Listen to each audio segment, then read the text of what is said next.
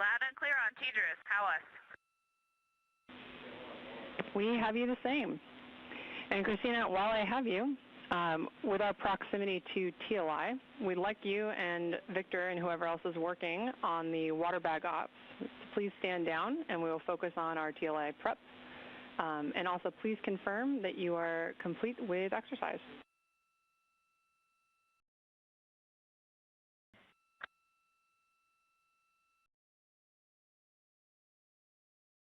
Okay, we copy. Victor did get a tiny bit in, but he is standing down, so we are complete with exercise. We also stood down from water ups. Looking forward to TLI.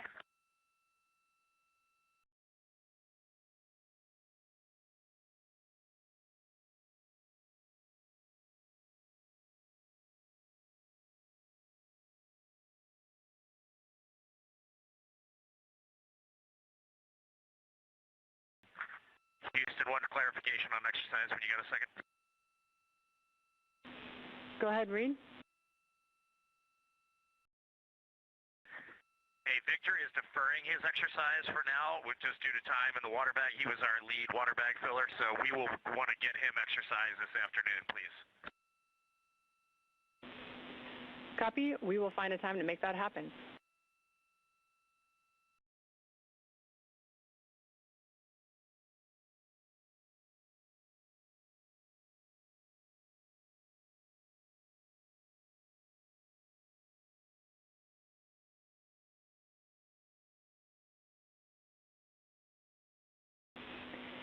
Integrity for some Nat Geo troubleshooting for Jeremy when you have a moment.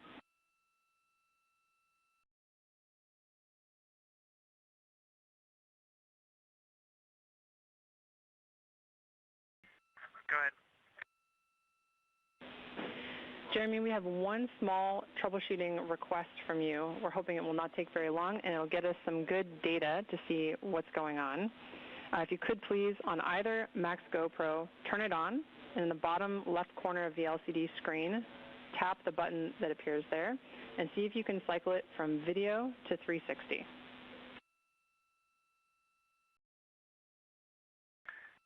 Yeah, I can. That's how I've been getting it to 360 mode, is by tapping that.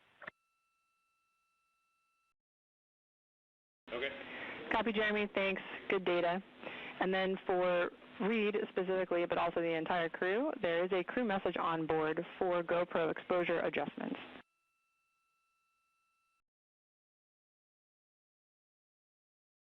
Okay, copy. We got a message on board.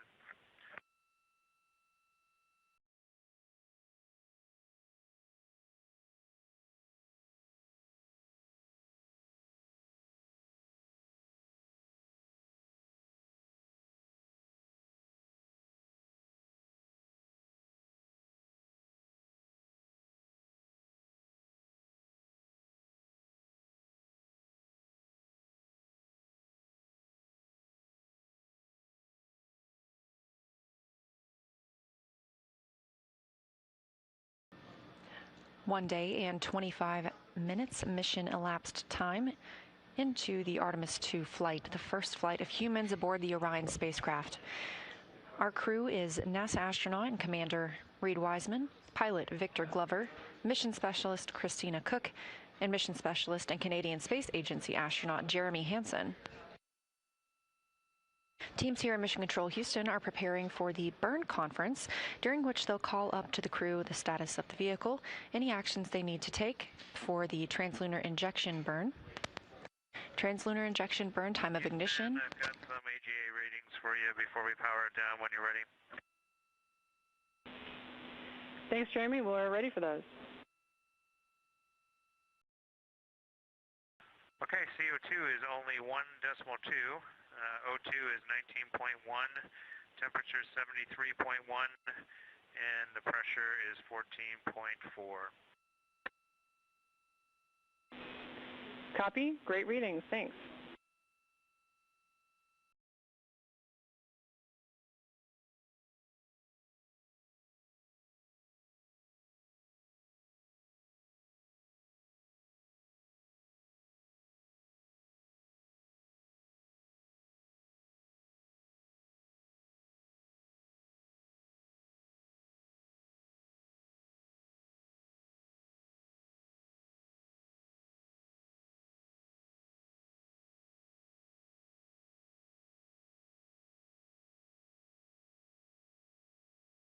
and Houston, just for timeline to sync you up. We've got most things taken care of other than the stuff we told you we've deferred already. The portable speaker, we've got it out, but we're not going to turn it on. We haven't had a need for it yet, and we know there's some ground settings, so we don't want to get into that before TLI. So we'll just leave it, and we'll get to it later. And then we do want to get some exercise for Victor later. He didn't get much time on that. Other than that, you have any questions on our timeline?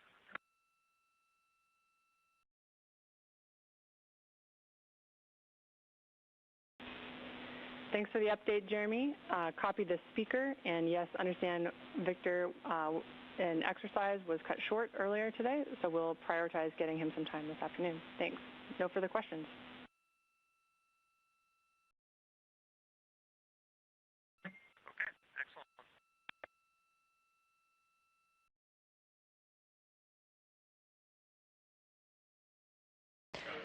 Calls from the crew aboard Orion down to Mission Control here.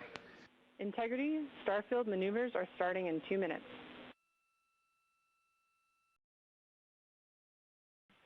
Integrity copies. That's the voice of Canadian Space Agency astronaut Jeremy Hansen. He was previously working with the National Geographic equipment, and on that timeline, troubleshooting some of the camera settings that he was having trouble with. The crew is capturing different facets of their life aboard Orion through that National Geographic timelined activity. Also relaying down the information that pilot Victor Glover didn't really get the opportunity to exercise on the flywheel device, as was previously timelined for him today. We do know that Commander Reed Wiseman was able to use that device, so teams here on the ground will look at the timeline and make sure Glover gets to exercise this afternoon as well. 45 minutes now from the translunar injection burn.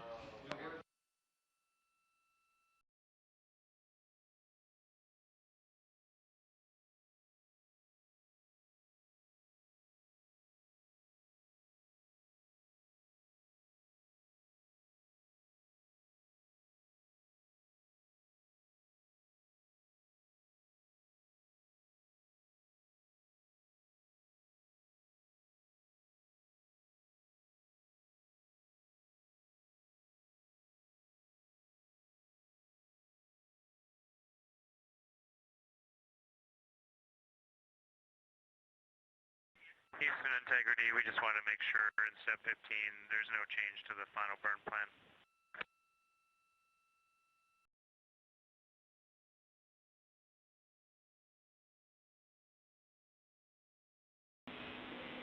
Jeremy, we do have some small changes to the burn plan. It's currently being uplinked and should be complete shortly.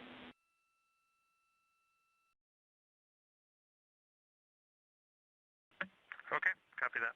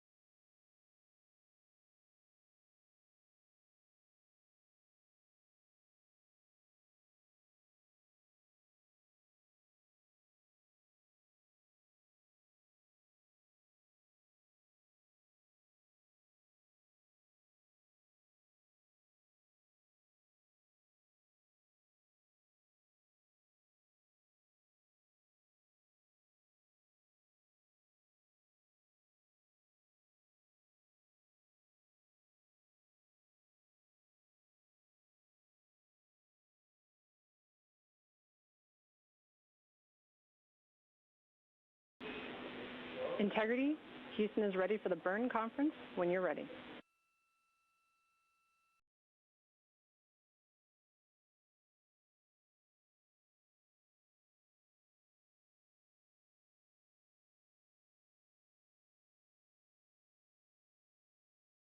Okay, we're ready on board. Go ahead.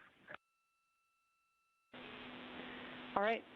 The finer burn plan has been uplinked. It's on board. We have no new vehicle statuses. I have 3 deltas to the burn pad, referencing burn pad with UTC of ground generation, 92 days, 17 hours, 40 minutes, 0 seconds. Let me know when you're ready to copy.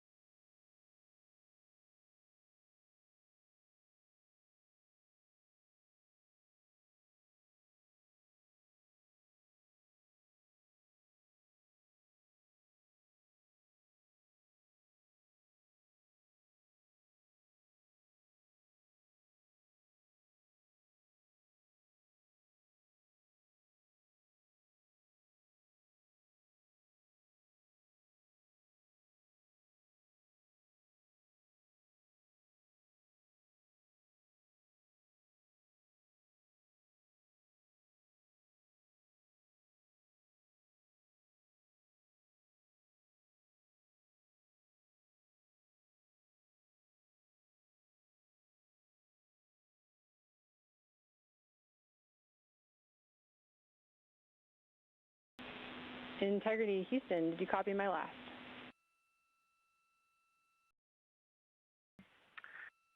Yeah, we did. Well, we copied you talking about the UTC time. We called you, but then didn't hear back, so I'll just start over. We are looking at UTC burn pad that we started with earlier today that we changed to V3. It's day 92 and time is 17:40, correct? And we'll save that as version 4. That's correct, Jeremy. Are you ready for the deltas?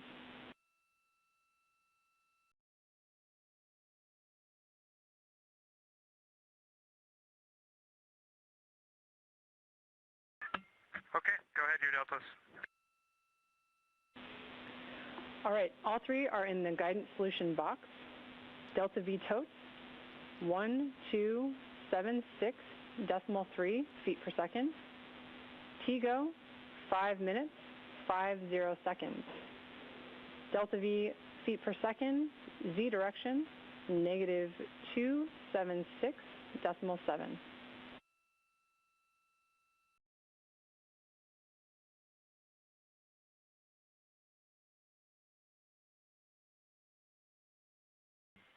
Okay, we're going to take another second of TGO, and we changed the Z direction, and we got the new delta V tote of 1276.3. Good readback. And if you can, we'll take a status of the crew power downs for the pre-TLI timeline block. Okay, power downs are complete, Chris. Copy, power downs complete. Do you have any questions for us?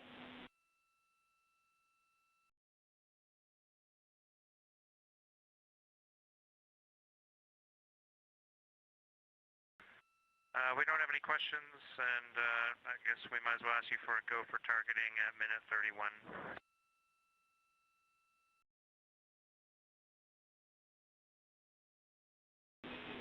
You are go. You can disregard that. We'll just verify and initiate. You are go. That's exactly right, Jeremy. Expecting that to happen automatically.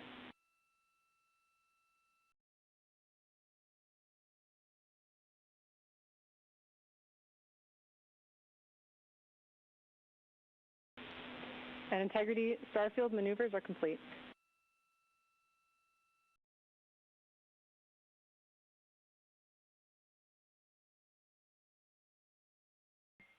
Copy.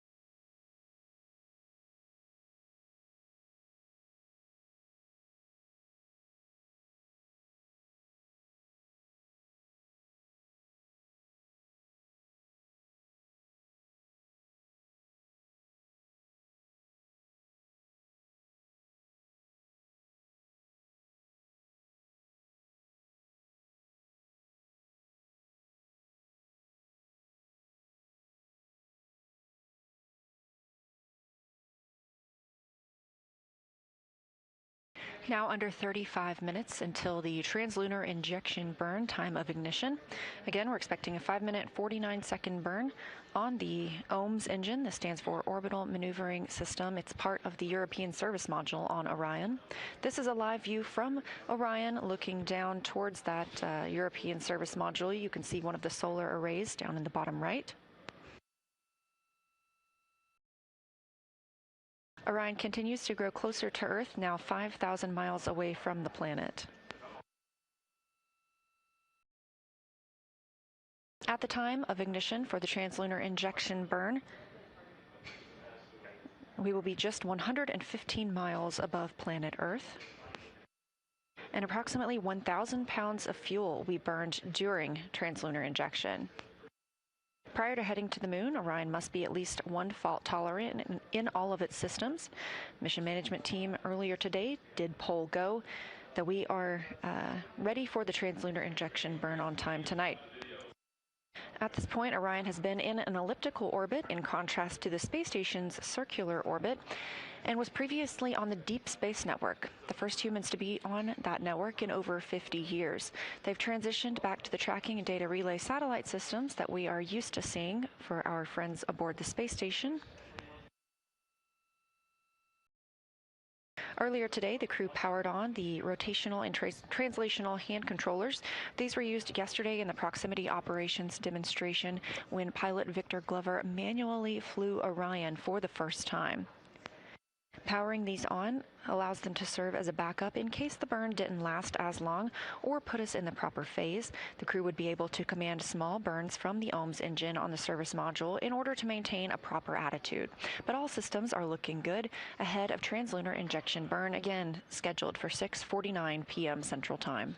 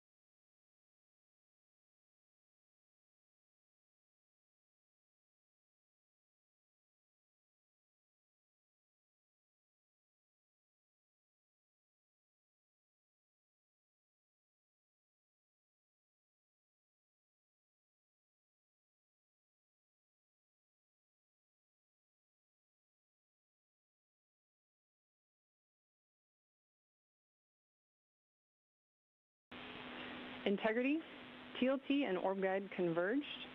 We're taking a look, but initial results are looking good. Okay, we're just comparing values right now.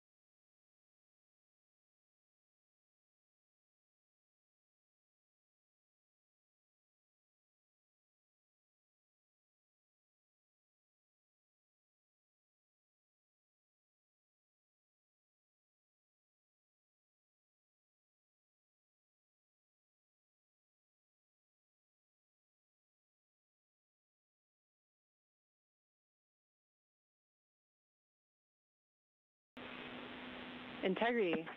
Houston has completed the poll for TLI. When the engine ignites, you embark on humanity's lunar homecoming arc and set the course to return Integrity and her crew safely home. Houston is go for TLI.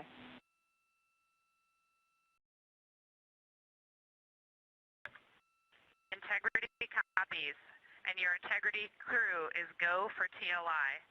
With this burn to the moon, we do not leave Earth, we choose it.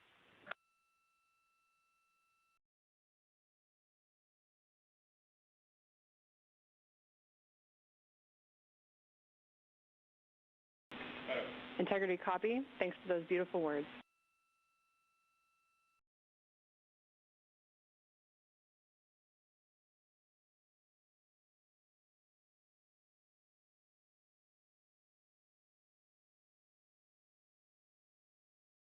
Those thoughtful communications coming from Mission Control Houston and Capcom Chris Birch, NASA astronaut, reporting up to the crew aboard Orion that they are go for translunar injection. Equally thoughtful words coming back down from mission specialist NASA astronaut Christina Cook, ready for translunar injection to fly by the moon and also return home to our planet.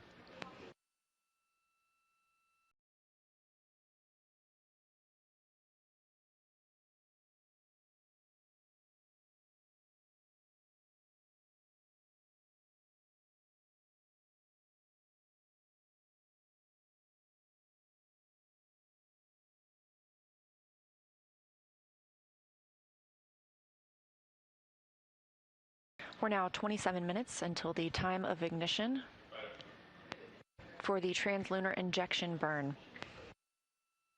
Orion now only 3,700 miles away from Earth. Again, that'll... Integrity, we've finished verification of our onboard targets. They look good.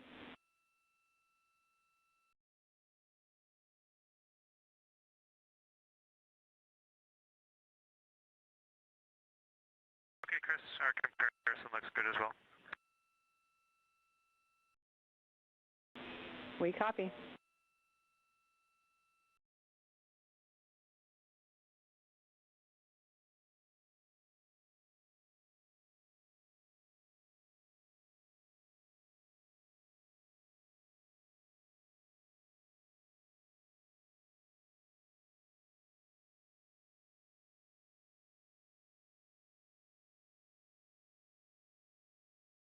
One day, 48 minutes since the liftoff of the Artemis II mission, our 4 astronauts aboard, Commander Reed Wiseman, pilot Victor Glover, and mission specialists Christina Cook and Jeremy Hansen, all flying aboard Orion, the first flight of humans on this spacecraft.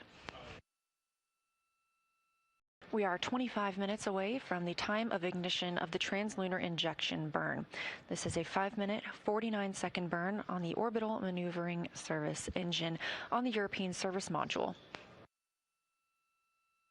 The view on the left side of your screen, looking down towards that portion of the spacecraft, you can see the solar arrays, which gather power from the sun and store that in Orion's batteries. The spacecraft now 3,400 miles away from Earth. That'll continue to decrease until the time of ignition for translunar injection, when the spacecraft will be just 115 miles above our planet's surface.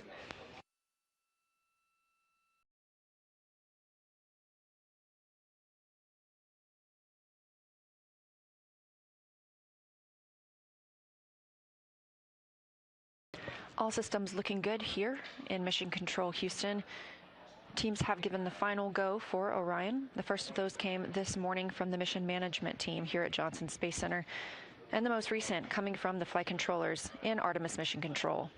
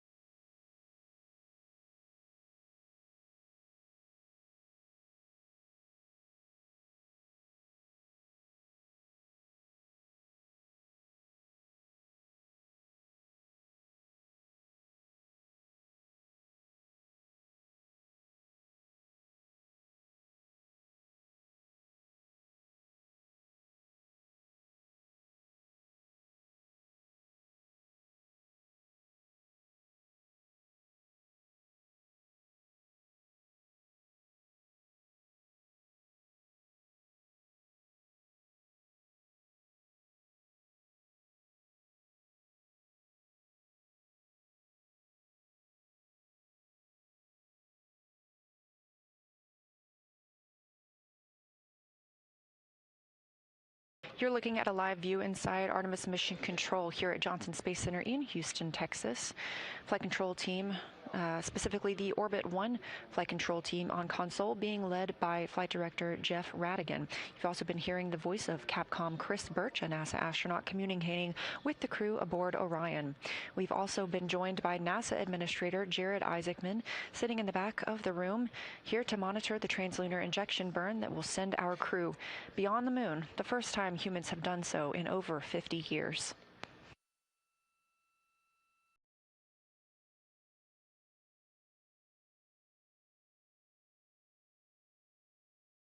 Orion is now under 2,800 miles away from Earth.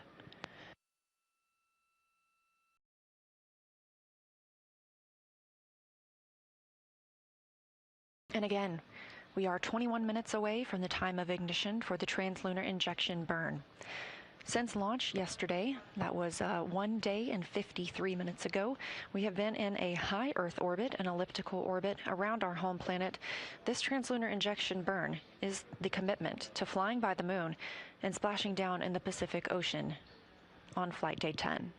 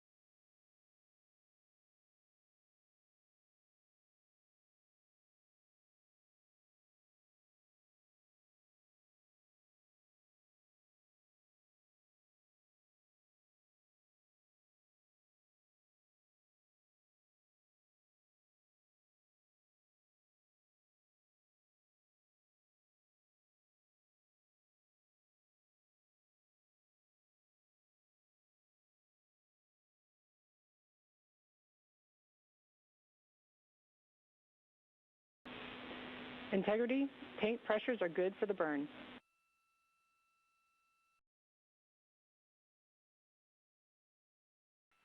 Integrity copies.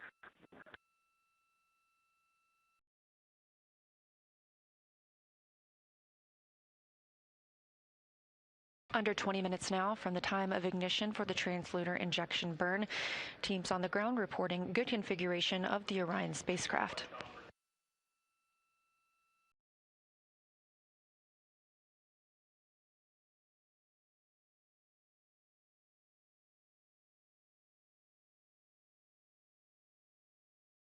All right, and Houston, we're showing DBDT, it's fluctuating, but 0.0129, and as it's still going positive up to 0.005.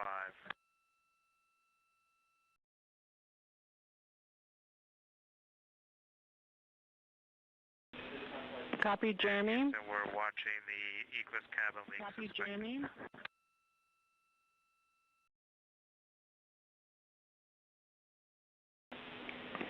Jeremy, we see DPDT stable. We want you to continue to monitor.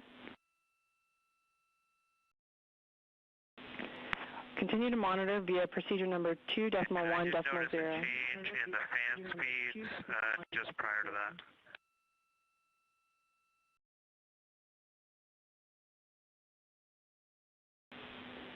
Copy, Jeremy, and that tracks with our actions here on the ground. We were just changing the ARS state.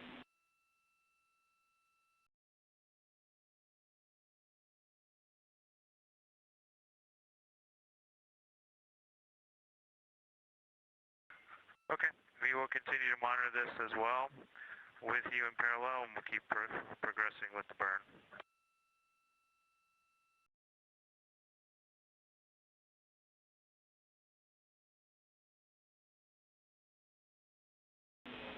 That's a good read back, Jeremy. We're following along with you.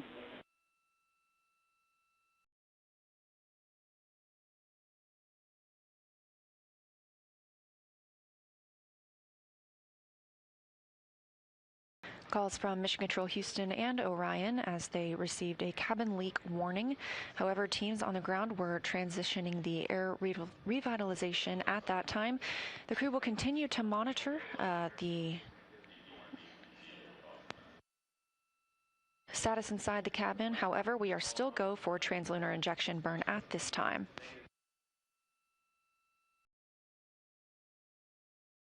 The solar array wings are in motion ahead of this burn. We position the solar array wings so that there are no loads imparted on them during the burn, keeping them safe from damage.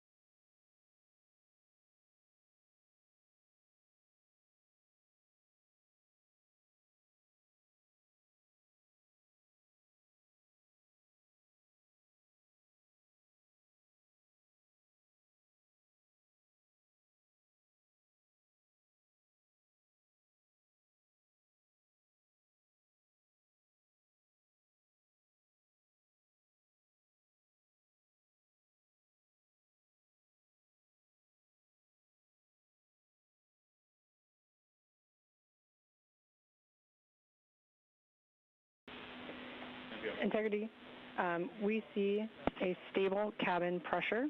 We believe that this is associated with commanding we were doing for ARS, and we will be doing some suspected leak cleanup actions after TLI. For now, we are continuing to press for TLI. Okay. Crew's feeling good about where we're at right now. That is all tracking, and we are go to continue.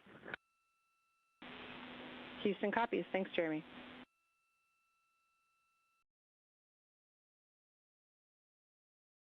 After looking at the data here on the ground, further confirmation from the teams that they believe the warning the crew received was when they switched over the air recirculation system following the exercise that occurred earlier.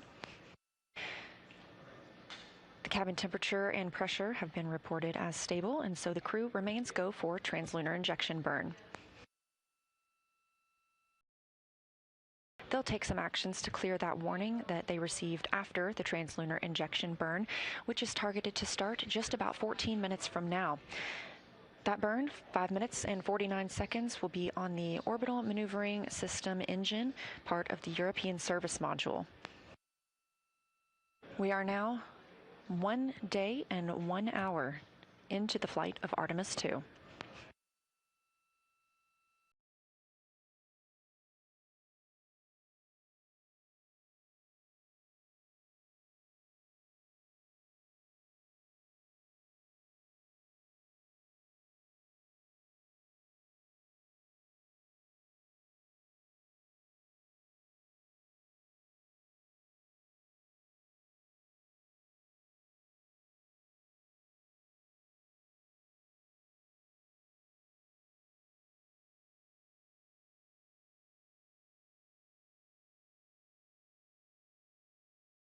"13 minutes from the time of ignition, Orion just about 1,300 miles away from the Earth's surface. Integrity, maneuver to burn attitude starting in 2 minutes.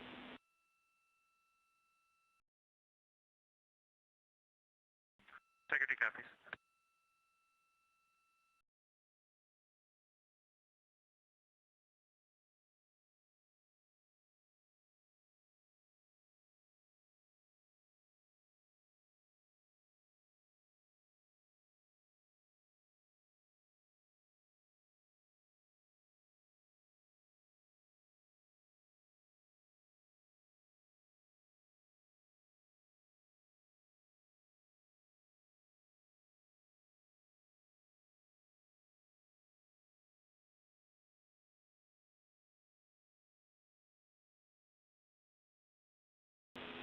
Integrity, saws are configured for the burn.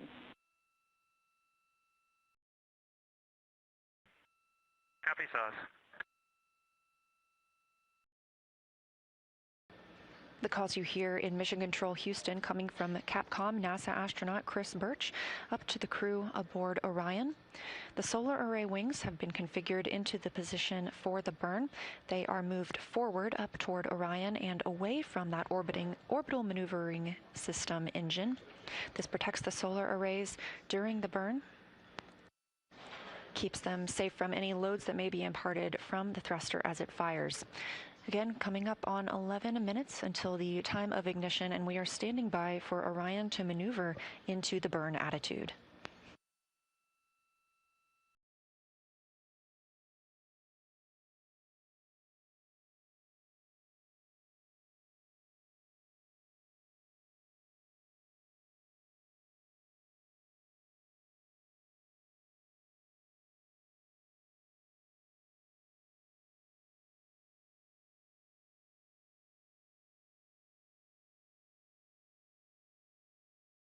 Orion now just 1,000 miles above Earth.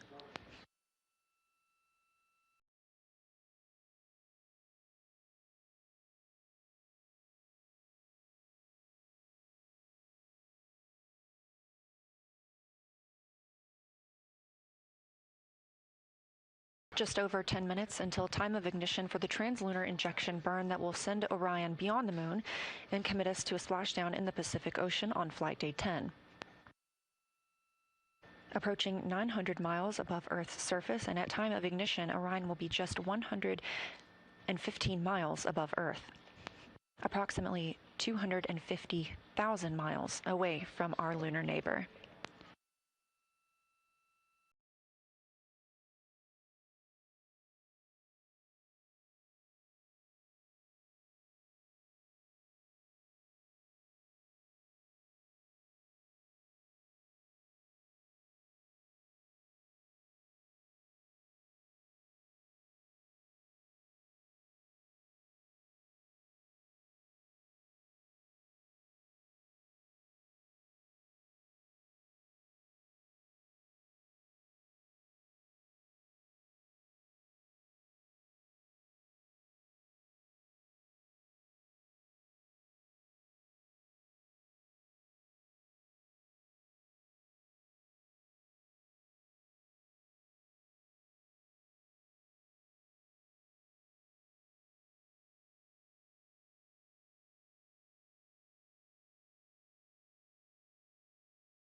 Quiet here in Artemis Mission Control at Johnson Space Center in Houston, Texas, as we approach the translunar injection burn.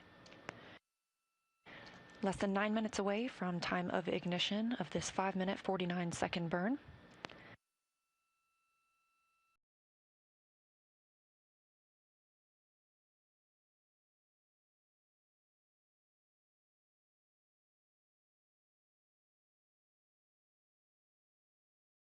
Again, the crew received the go for this configuration this morning to proceed with translunar injection from the mission management team here at Johnson Space Center.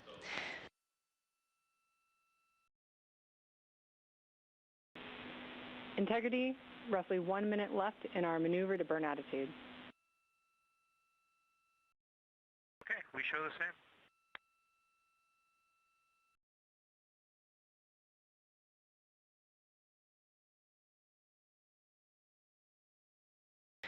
Orion now 650 miles away from Earth and continuing to be maneuvered to its burn attitude, or its proper positioning for that translunar injection burn. All flight controllers here continuing to monitor their systems, and everyone remaining go for our journey to the moon.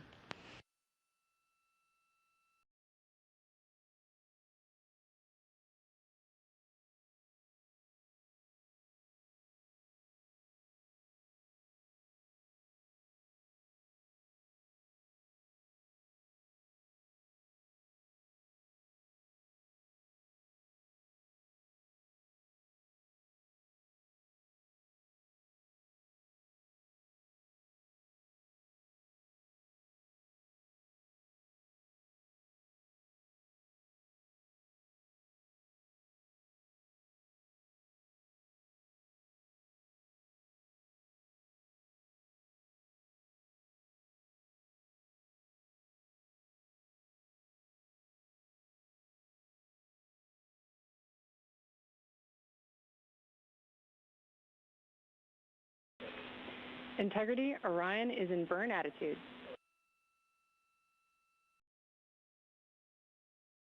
Okay, we show the same.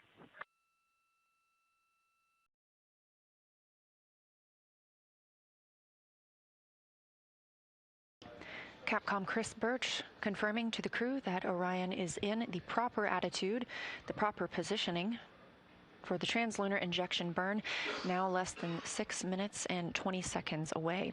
Orion is less than 500 miles from our Earth. Again, we will watch that tick down to 115 miles above the Earth's surface.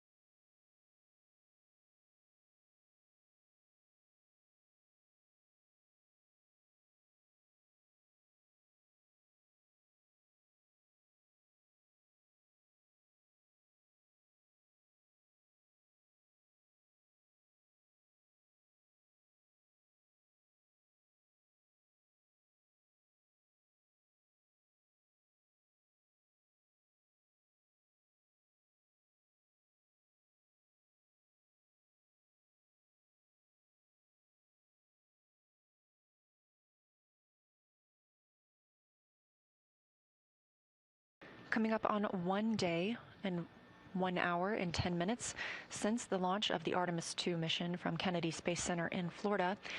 And we've just marked 5 minutes until the time of ignition for the translunar injection burn, which will send us to the moon. Our crew, Commander Reed Wiseman, Pilot Victor Glover, Mission Specialist Christina Cook, and Mission Specialist Jeremy Hansen are all aboard the spacecraft, which is properly configured for the burn. This commits us to leaving Earth orbit and moving beyond the moon. It also is our deorbit burn and commits us to coming home, splashing down in the Pacific Ocean on flight day 10. The spacecraft is in the proper attitude, the proper configuration, with its solar array wings swept up toward the spacecraft, allowing the orbital maneuvering system engine, which will conduct the burn to prevent it from imparting any loads on those solar array wings. This will be a 5-minute and 49-second burn, at which point Orion will be just 115 miles above Earth.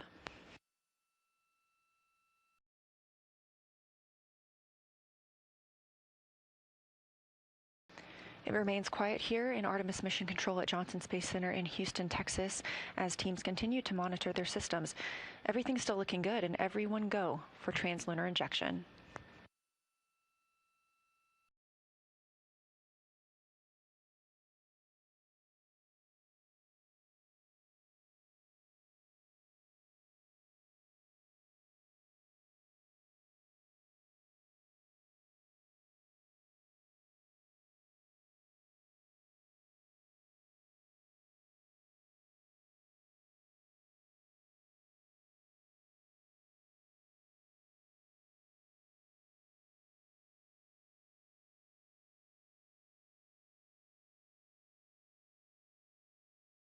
Three minutes now until the time of ignition for the translunar injection burn.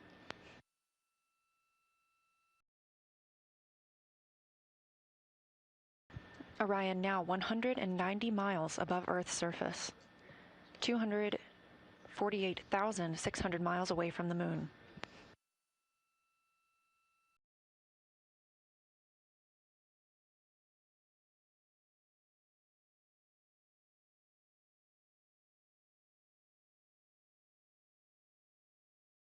Continuing to hear good reports from the flight controllers here, Artemis Mission Control in Houston.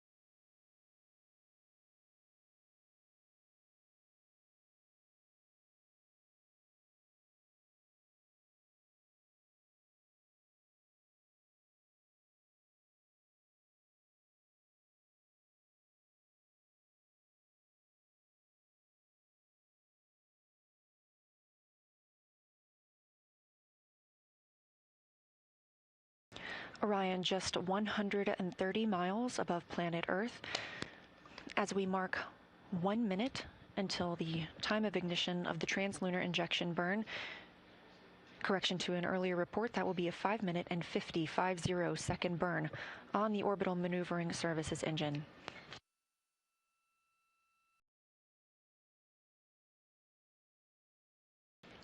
Mission control is go, the crew is go. You're getting a live view from Orion now of Earth.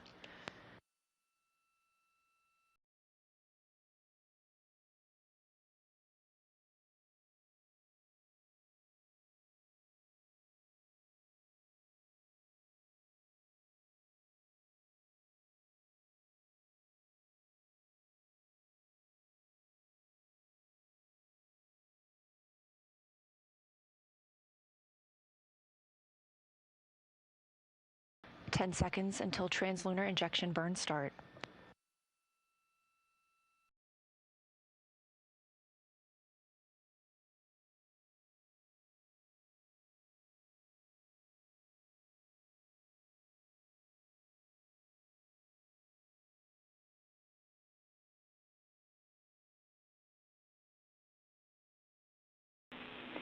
Integrity, good engine, good control. Show the same. Feels great up here. At MET, mission elapsed time of 1 day, 1 hour, and 14 minutes into the Artemis II mission. As Orion was flying 115 statute miles above Earth and 247,600 miles away from the moon, we have the start of the translunar injection burn that will send the crew around the moon, the first humans to do so in over 50 years.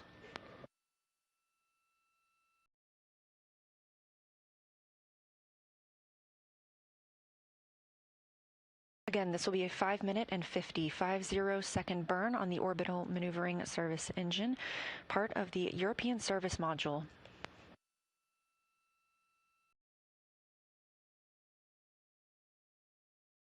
Continuing to hear good calls here from Prop in Artemis Mission Control in Houston, Texas. Integrity, looking good.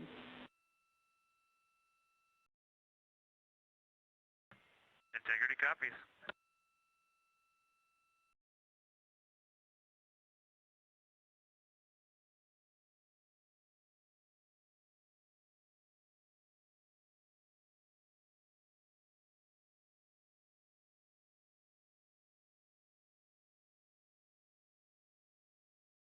Velocity of the spacecraft ticking up, now over 23,900 miles per hour.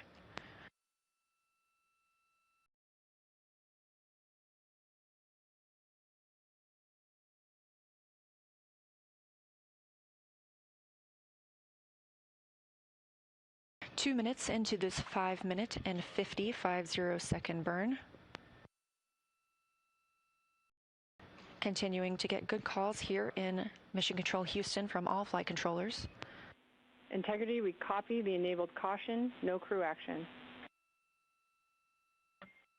Okay, integrity copies.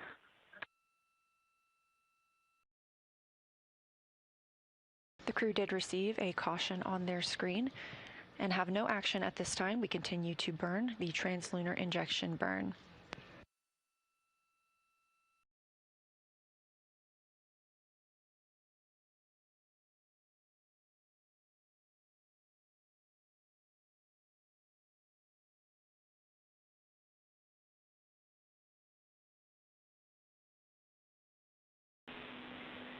Integrity, similar caution, no crew action. Integrity copies.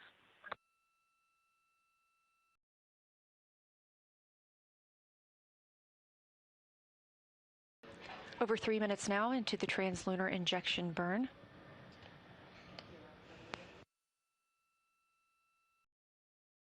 These live views coming from Orion as it looks back on Earth, leaving high Earth orbit and beginning its journey to the moon. We are now 230 miles above Earth, 246,500 miles away from the moon.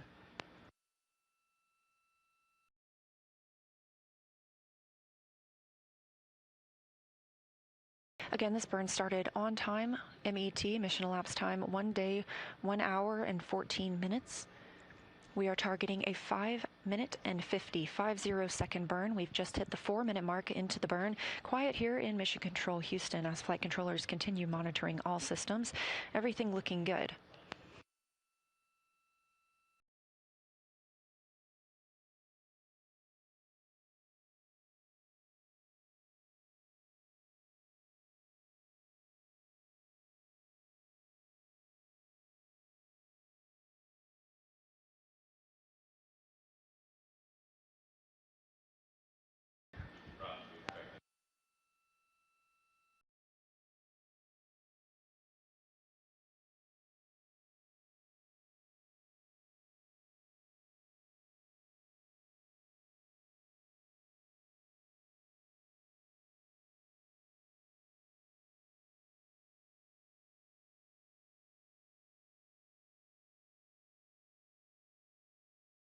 We have 1 minute left in the translunar injection burn. Everything continuing to look good. Again, these live views coming to you from Orion as it looks back on Earth and begins its journey to the moon. And this, a live look inside Mission Control Houston. Flight Director Jeff Radigan monitoring all of the Orbit 1 teams.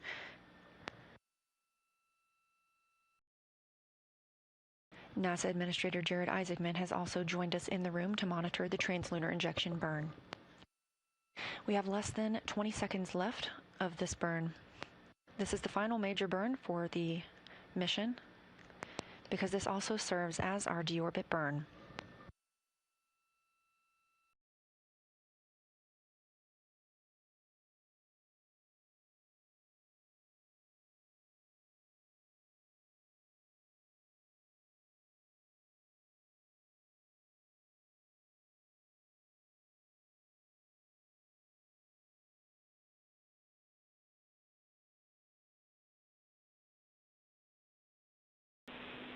Integrity looks like a good burn. We're confirming.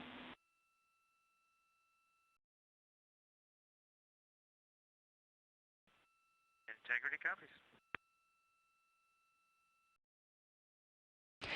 Confirmation from teams here on the ground to the Artemis II crew aboard Orion. We have translunar injection burn cutoff and early reports that it was a very good burn.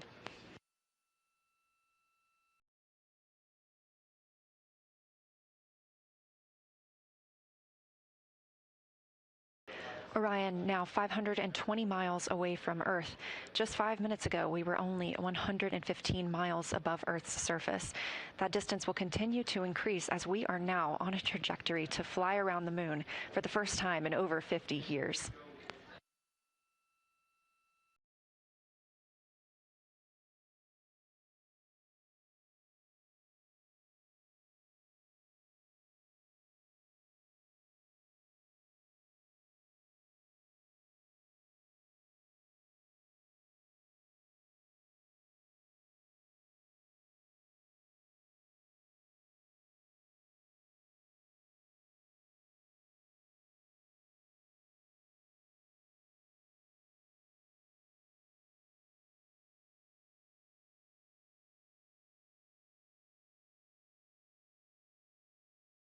Live views from the Orion spacecraft as it looks back on Earth following completion of the translunar injection burn, the burn that commits us to flying around the moon. It also commits us to a return to our home planet on flight day 10 and a splashdown in the Pacific Ocean. But for now, these views of Earth as Orion starts its journey.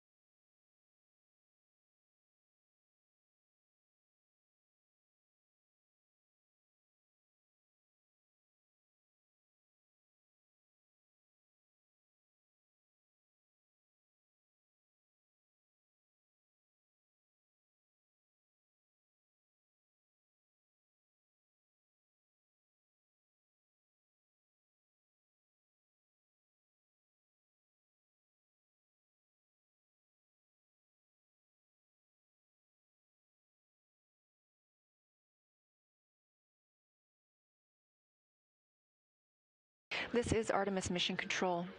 1 day, 1 hour, and 24 minutes since liftoff of Artemis II.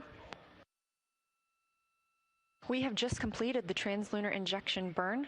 Preliminary reports of a good burn. Again, this commits us to flying by the moon and coming back home on flight day 10. We're approaching 1,000 miles away from Earth. Just 10 minutes ago, we were 115 miles above Earth's surface.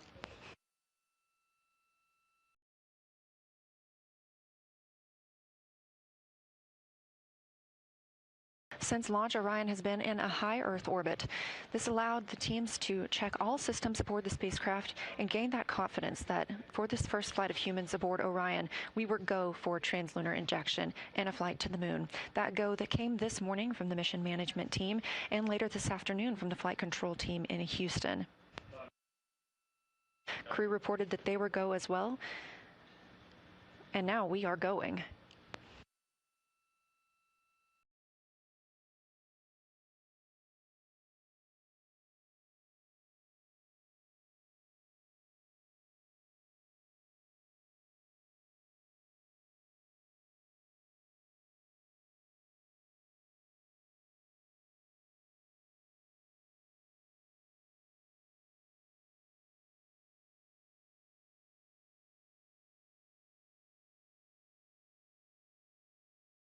Teams in Mission Control Houston continuing to provide good reports on all systems aboard Orion. And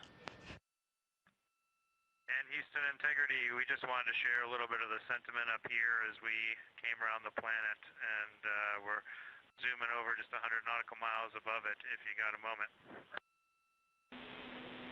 Please, Jeremy, we are all ears. Well, with that successful TLI, the crew's feeling pretty good up here on our way to the moon, and we just wanted to communicate to everyone around the planet who's worked to make Artemis possible that we firmly felt the power of your perseverance during every second of that burn. Humanity has once again shown what we are capable of, and it's your hopes for the future that carry us now on this journey around the moon.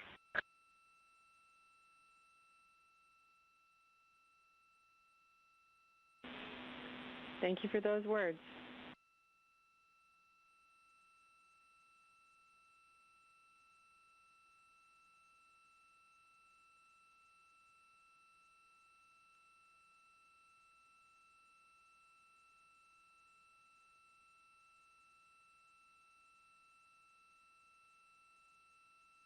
Poignant words coming down from Canadian Space Agency astronaut and mission specialist on Artemis II, Jeremy Hansen. It's his first time to space, and it's the first flight of a Canadian to the moon. Hugs there at the Capcom console from NASA astronaut and Capcom, or capsule communicator, Chris Birch, with Artemis II backup and Canadian Space Agency astronaut Jenny Gibbons. We're now over 1,000. Integrity, 2 minutes until a TDRS West to TDRS East handover.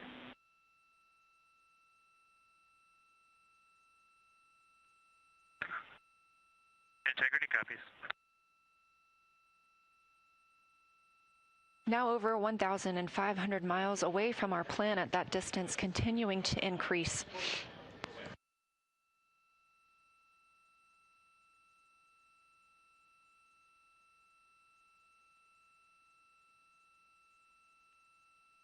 You can keep track of Orion's distance from the Earth and to the moon at any time by visiting nasa.gov/track-Artemis. We are currently 242,800 miles away from the moon and continuing to get closer. We will do so until flight day 6 when we make our closest approach during the lunar flyby.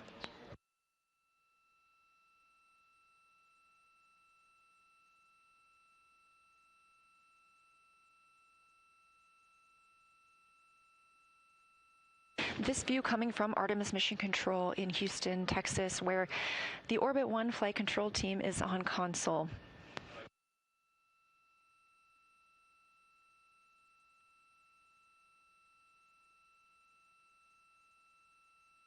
Team members continue monitoring the flight of Orion and the systems aboard the spacecraft.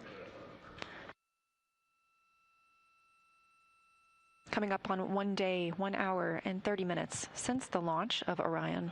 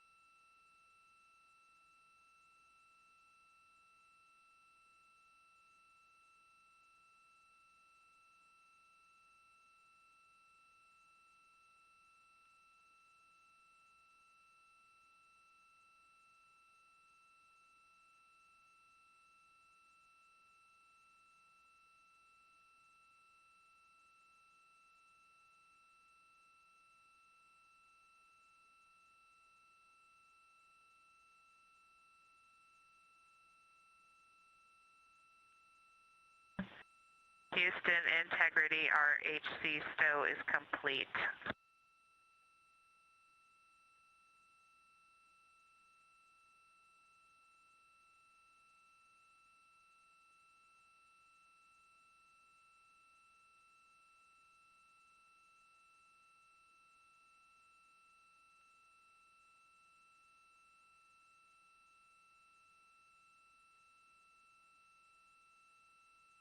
We recently heard a call that the Integrity, we copied. RHC stow is complete on TDRS East.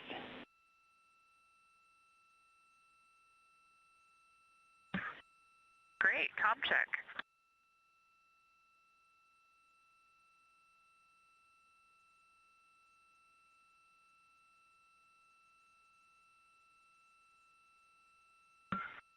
Houston, integrity, we have lost DU2. It appears it may be power cycling with a DAC message of DU2 comm fail.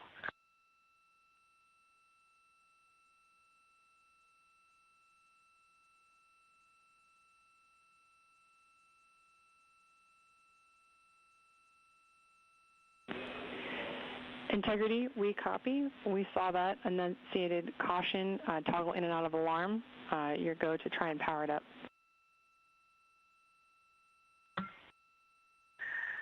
And Houston, it was in a power cycle after going down, and it has come back up.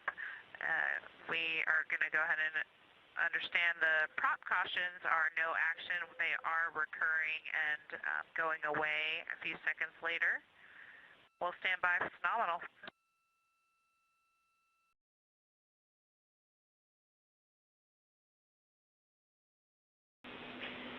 Thanks, Christina. Good news on DU2. No further actions for you on DU2 reconfig.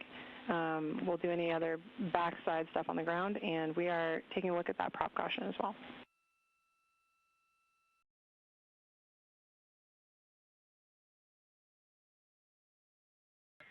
Copy all, and copy also the good comm check on TDRS.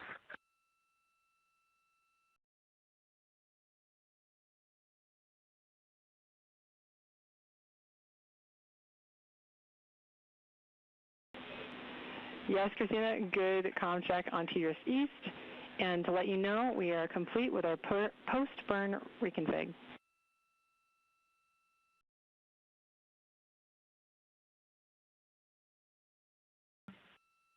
Copy all.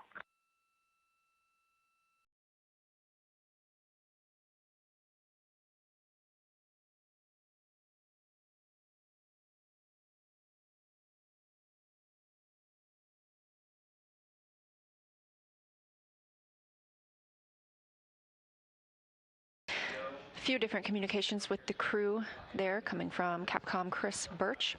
We heard the crew report that they were having an issue with their DU. That's the display unit. There are 3 display units inside Orion. It sounds like one of those is rebooting and powering back up. There were also some propulsion cautions that are being cleared.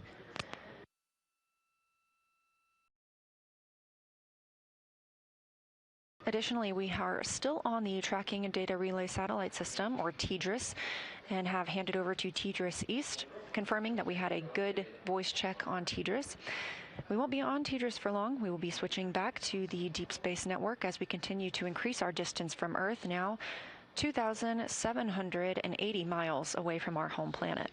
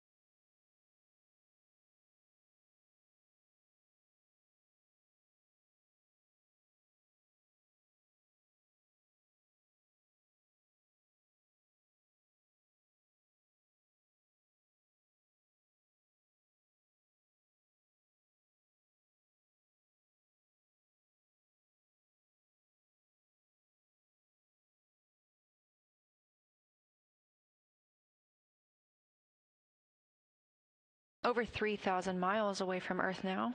Integrity, we are maneuvering to the Earth viewing attitude.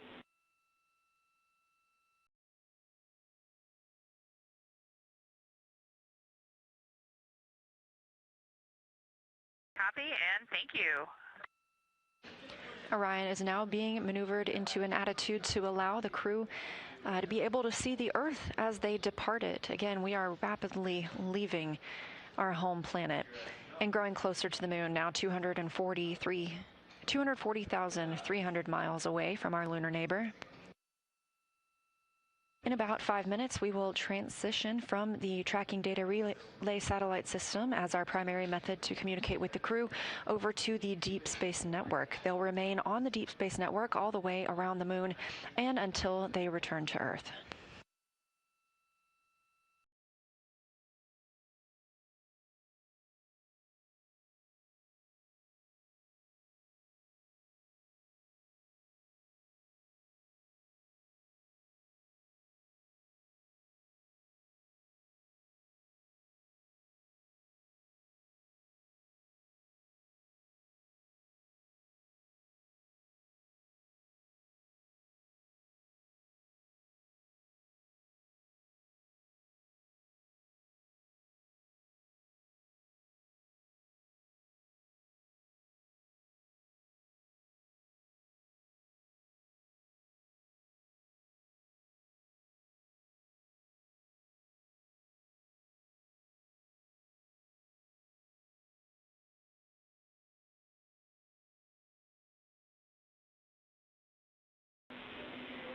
Integrity, we have completed the cleanup steps from our leak suspected warning that has cleared the board.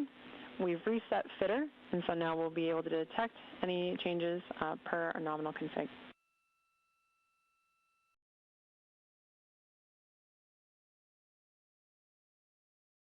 That's great news, Houston. Thank you.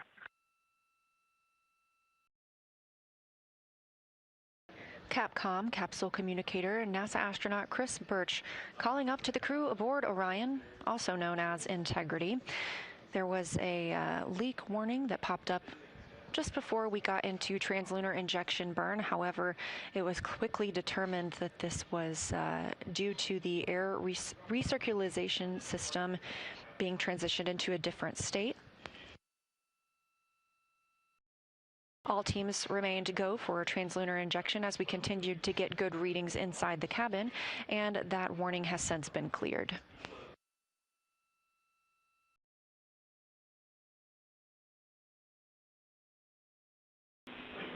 Integrity, 2 minutes to TDRS East to DSN handover.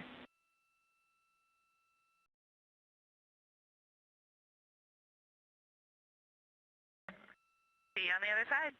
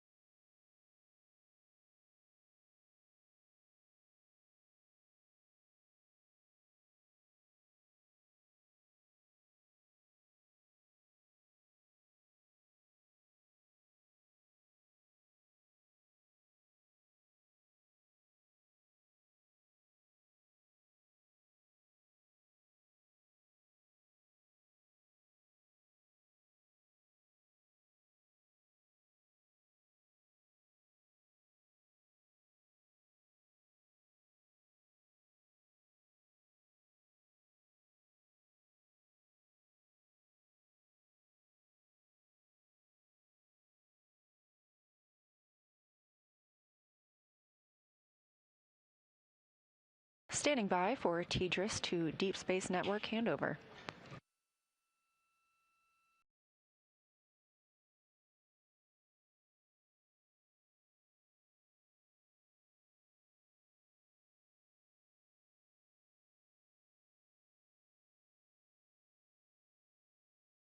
We're now handing over to the Deep Space Network and expect to hear some comm checks once the crew is on the other side.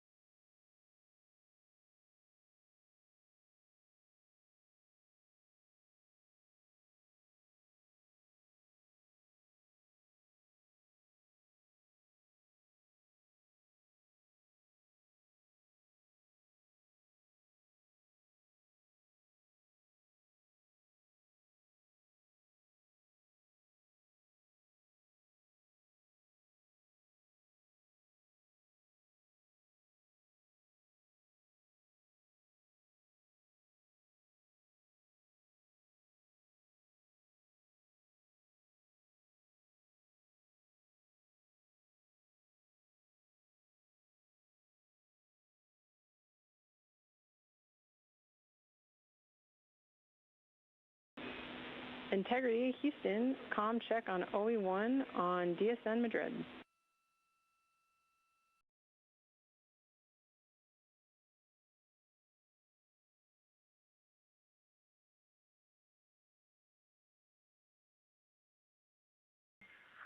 We have you loud and clear. Copy, we have you the same.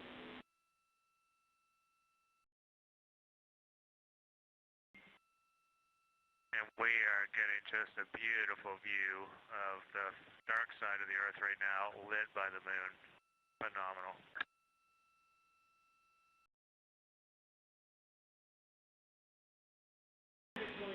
That sounds amazing. We hope you're taking some pictures for us.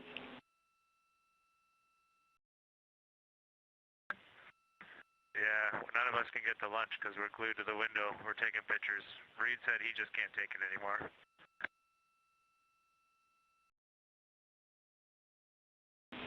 That tracks. Thanks, Integrity.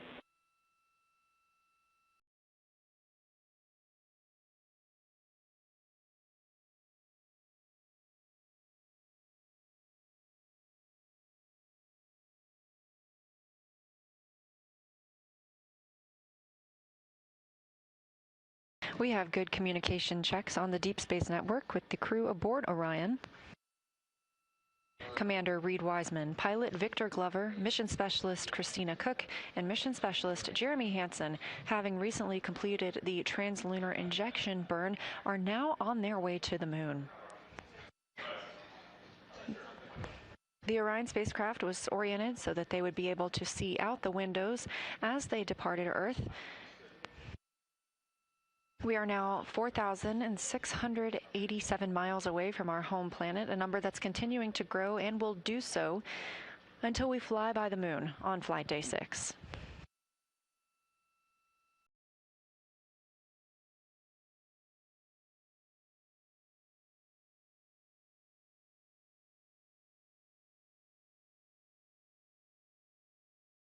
The crew reports beautiful views of Earth as they fly by the dark side, as referred to by Mission Specialist Jeremy Hansen.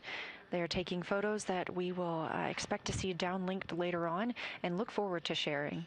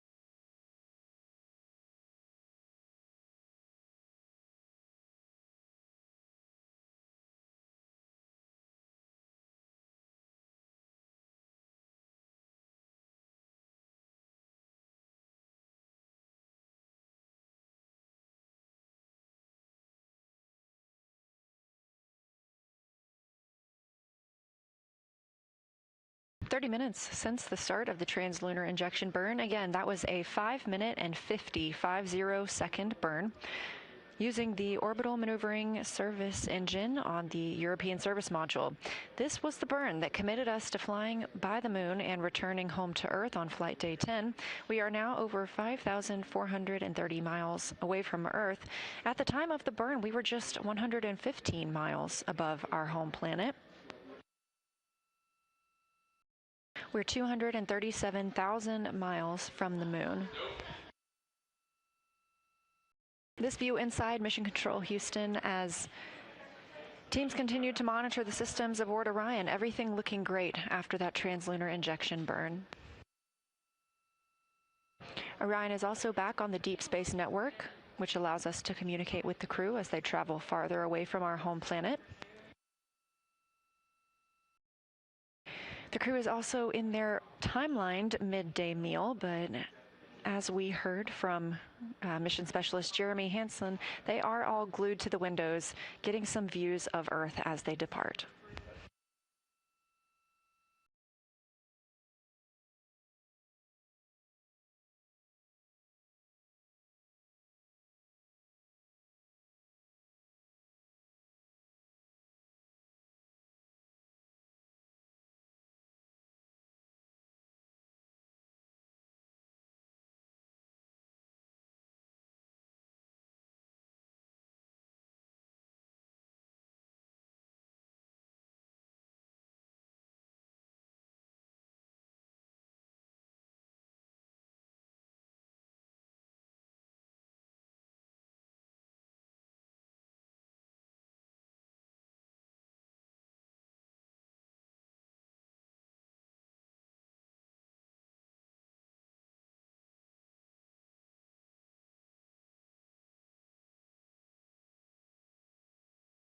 This view of visualization of Orion, you can access this at any time by visiting nasa.gov/track Artemis. This is called ARROW, the Artemis Real-Time Orbit website. This is live throughout the mission and allows you to see just how far we are from Earth and close we are to the moon.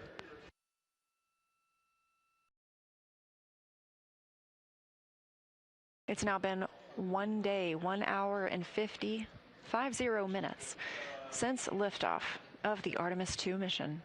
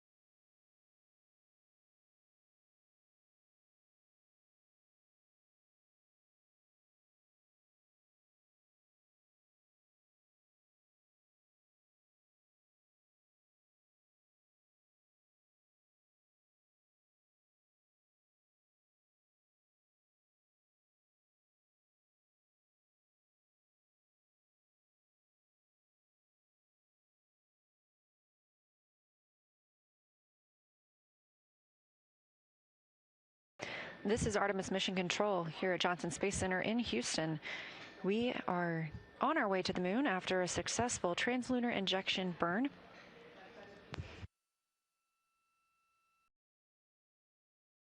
We are expecting a news conference this evening to discuss the status of the mission at this point, the translunar injection burn itself. That's slated to begin at 8:30 p.m. Eastern, 7:30 p.m. Central Time. It may get a bit of a delayed start. Integrity, for your information, the PCL pointer is set to slot 2 for post-TLI.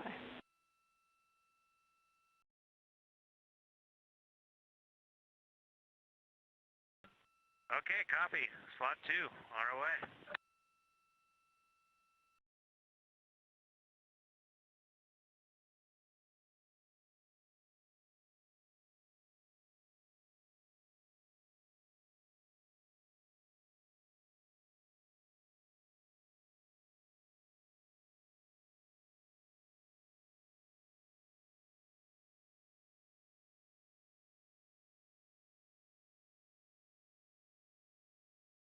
Again, as I was mentioning, we are expecting the news conference to start momentarily. If you're watching on YouTube, that news conference will air on this channel, and you don't need to go anywhere. We will have that available as soon as it begins. In the meantime, Orion continues to increase its distance from Earth, now approaching 7,000 miles away from the planet. We've also gotten much closer to the moon. Just about 15 minutes ago, we were 240,000 miles away from our lunar neighbor, and now we are approaching 235,000 miles away.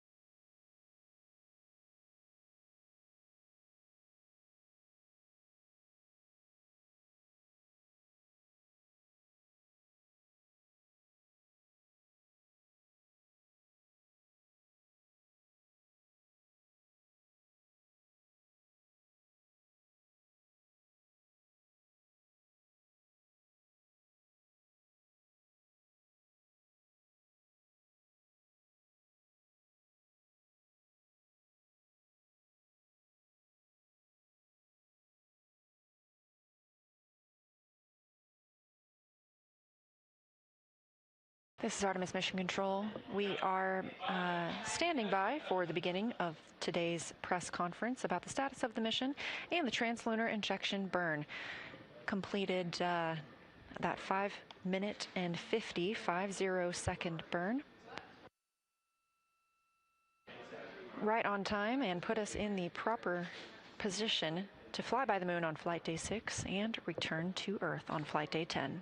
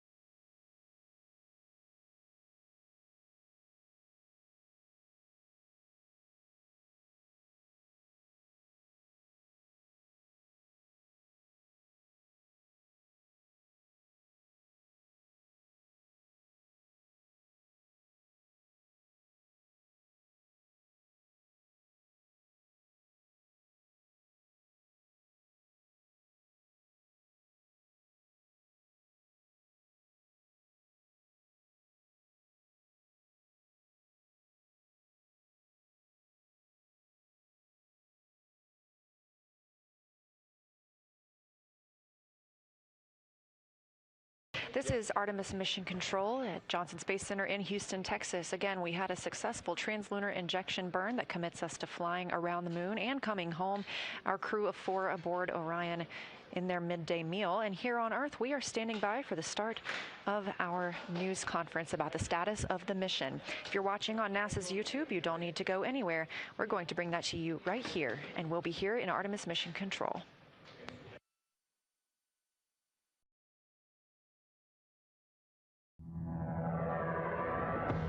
The Artemis II mission is a test mission of the Orion space capsule.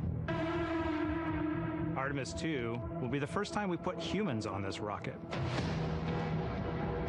We're going back to the moon because it's the next step in our journey to Mars.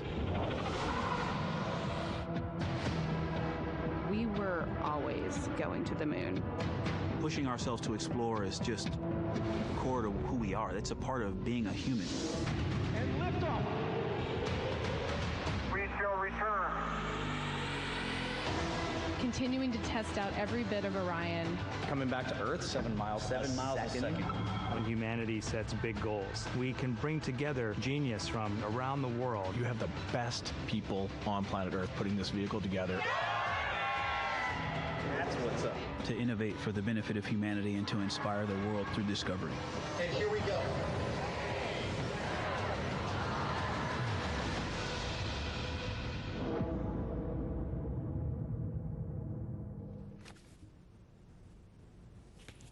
Good evening and welcome to NASA's Johnson Space Center in Houston, and welcome to our Artemis II status update.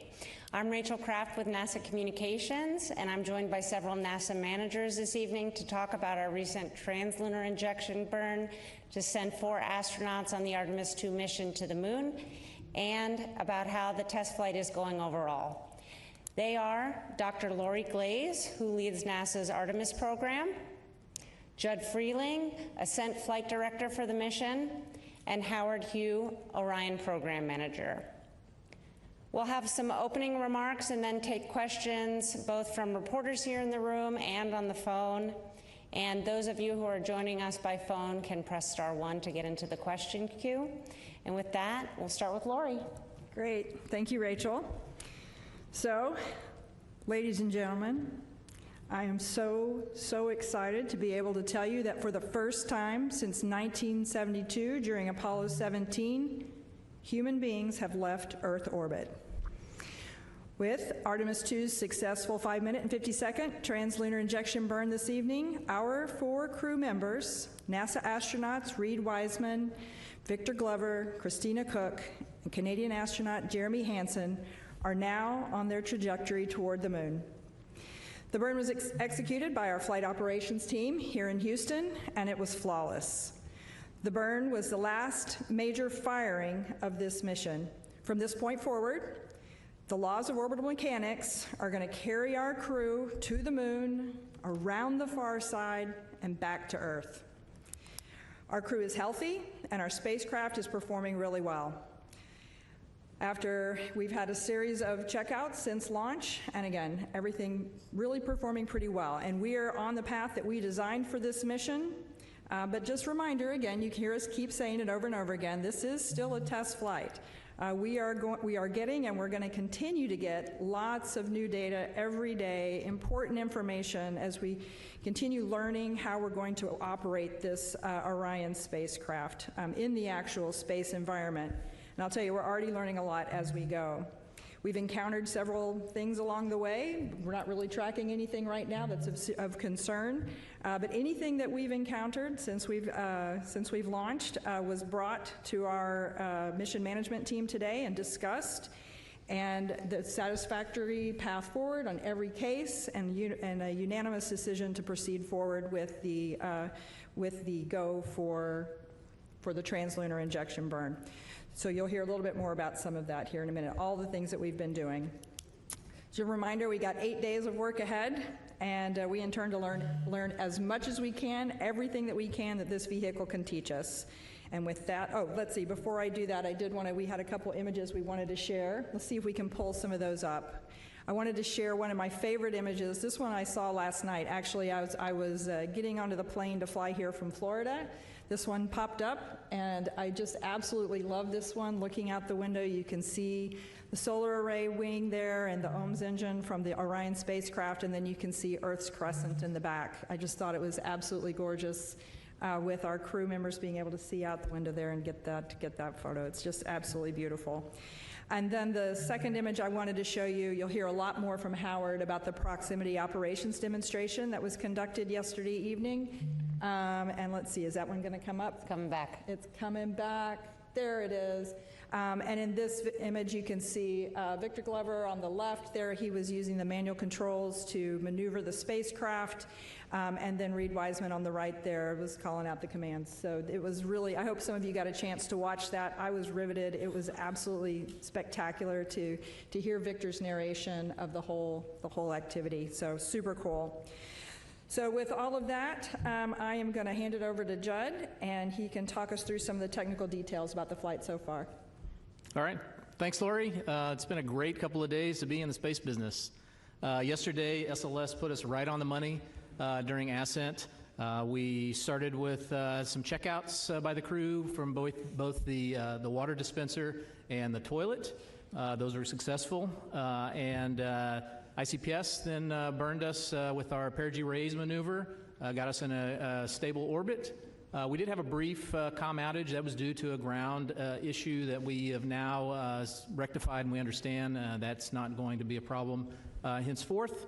And then, let's see, the ICPS then gave us a great amount of energy, put us in high Earth orbit with the apogee raise burn, again, right down the money. So really happy with that burn. After that, as Lori mentioned, Victor did the ProxOps demonstration, gave us a lot of great feedback on how the vehicle responds in preparation for future rendezvous operations. So very valuable data. We also checked out all of the carbon dioxide scrubbers. All 3 beds successfully checked out, and CO2 is doing great in the vehicle. We did, once we were done with the ProxOps demonstration, the ICPS on its own did the automatic deploy of the 4 CubeSats, and then also ICPS did its disposal burn, and so that all went well. In the middle of the crew sleep, we also had them wake up and do the perigee raise burn, and that was 100% successful. Got us again back into a stable orbit, raised our perigee to about 100 nautical miles. So we're happy with that performance as well. This morning, the crew woke up. They had a conference with the flight control team and our lead flight director, Jeff Radigan. Went over some details of anything that they had, changes to the timeline, which were minimal. They did an exercise test of the flywheel. That was successful. Reed reported that it was exactly like training. His arms are really tired, and he got a great cardio workout. So we took some samples of what the carbon dioxide was while we were doing exercise, and that was all great as well. And of course, just a little under an hour ago, we did the translunar injection, which sets us up for the free return around the moon, and also for splashdown in San Diego. So with that, I'll hand it over to Howard to give you some more details on the Orion. All right, thanks, Judd. Really excited to be here. Wow, what a great 2 days, huh?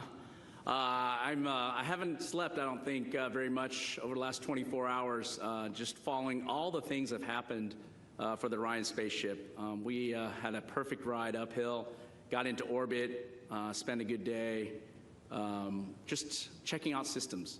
And we're getting ready for TLI that Lori talked about, and a successful TLI and a really great precision burn that we just had. But I'll talk about the things that we accomplished yesterday. Yesterday, as you know, we did a proximity operations demonstration with a centerline camera and with a spacecraft. I call it test driving the car. It's been an awesome event for all the engineers and the team that's worked on it to hear Victor and Reed talk about our spaceship and the work that we put in to put into this capability for manual flying. I would say that, first of all, we accomplished all the test objectives that we set out for this proximity operations. We had 2 precision tests, And I'll describe a little bit about what those were.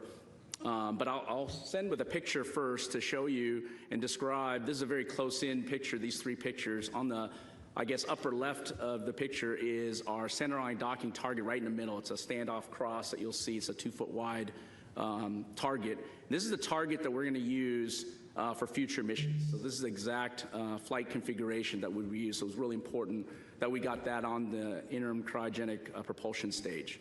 So we were able to get that on that stage, and what we do, as I describe it, is as we separate from the ICPS, we do a backflip, 5 degrees per second, and we back away all the way as far in this demonstration was about 400 feet. And that back away scenario, that allows us to have a good standoff understanding. We're pretty far away, not this picture, but I'll talk a little bit about where this is going. Then we start doing what I call course manual piloting. And this allows, and you might have heard this, what Victor was doing was basically moving side to side with the spaceship, up and down, and then doing the rotation pitch, roll, yaw, making sure that the response from the spacecraft and the performance is what he's seen. And the reason it's course is because you're so far away at 400 feet that you want to make sure you have big maneuvers so you can see the target going out of your field of view a little bit, okay? So that's what we did at the initial part, and then we slowly started coming in and approaching the vehicle. And that picture that you see in the upper left side is almost to 33 feet. It's about 40 feet away, I think. And that's where we will do what I call fine manual piloting. So we're just doing a little bit of the same thing, side to side, up and down, doing the pitch, roll, and yaw maneuver and handling. And you heard that if you watched closely, and some great commentary. Especially, it was heartwarming to hear. I know I talked to some of our team members today, you know, to hear that how well their baby worked, you know, operating precisely. That is exactly what we wanted to do, holding the attitude and being able to maneuver very well and described, I think, just very excitedly by Reed and both Reed and Reed and Victor. I think it's really a great a moment for all of us who have been working in this arena to get this demonstration off. And of course, that wasn't the end of it. We did back away to about 65 feet, and we let the ICPS do a maneuver, and then we had another target, what we were calling this two-dimensional target. So it didn't have a standoff cross like we did on the ICPS nose. What we did was add a good 2-degree target or two-dimensional target on the spacecraft, on the ICPS, and then we did the same maneuver, but a little different. This maneuver was what we call 6-degree of freedom maneuver, where we were tracking and also maneuvering by rotating as well. So you're translating and rotating at the same time, and that allowed you to have a different characteristic of the vehicle performance in a manual piloting approach. And we were also able to go to this 33-foot range. So really important demonstration of both the fine and coarse handling of the spaceship for future missions as we go forward. And that was something that we wanted to make sure we brought down some risk. And you saw the images of the centerline camera, and performance was outstanding. And of course, the crew was outstanding. They did a terrific job. I actually flew the simulator. I did not qualify for this mission, unfortunately. So I definitely wasn't ready for this kind of mission. But Victor just did terrific and followed everything. And I saw the track today in terms of predictions, and I got to give kudos to him. He followed it right along, and it was a really great opportunity to demonstrate our capability. So that was a really important demonstration and test of our rendezvous and proxops capabilities that we're going to need for the future. But also in that 24-hour period, we had to obviously demonstrate our readiness for translunar injection.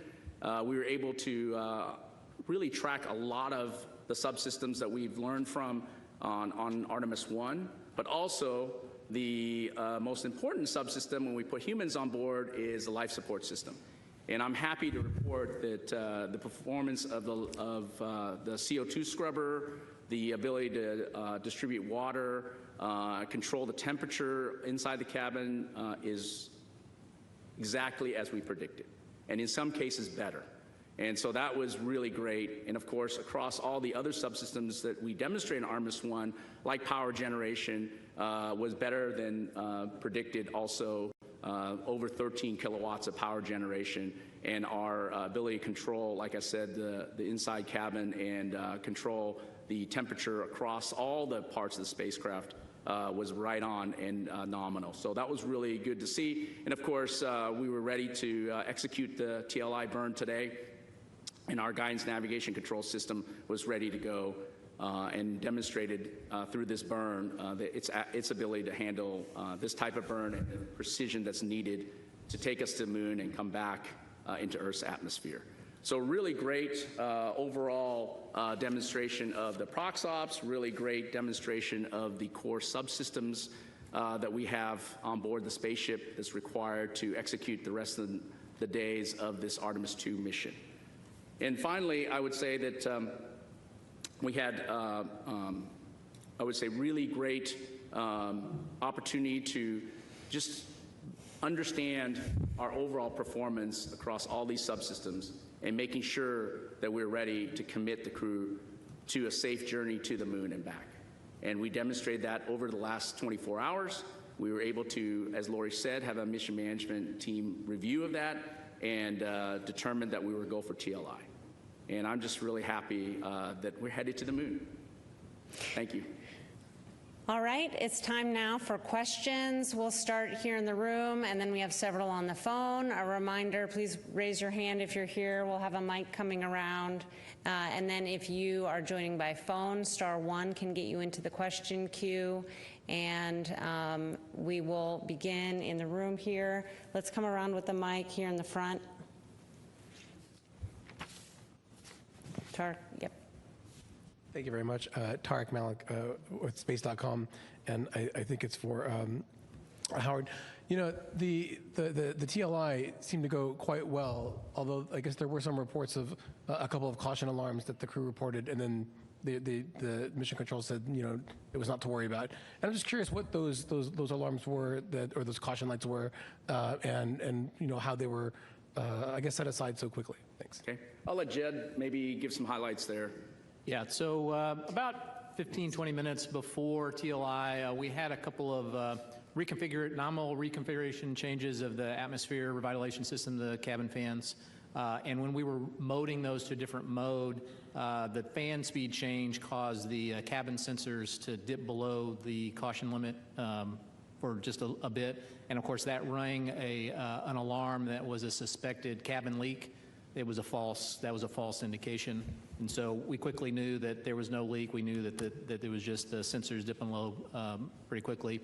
Additionally, there were some RCS, reaction control system, SM manifold messages that we had been seeing previously.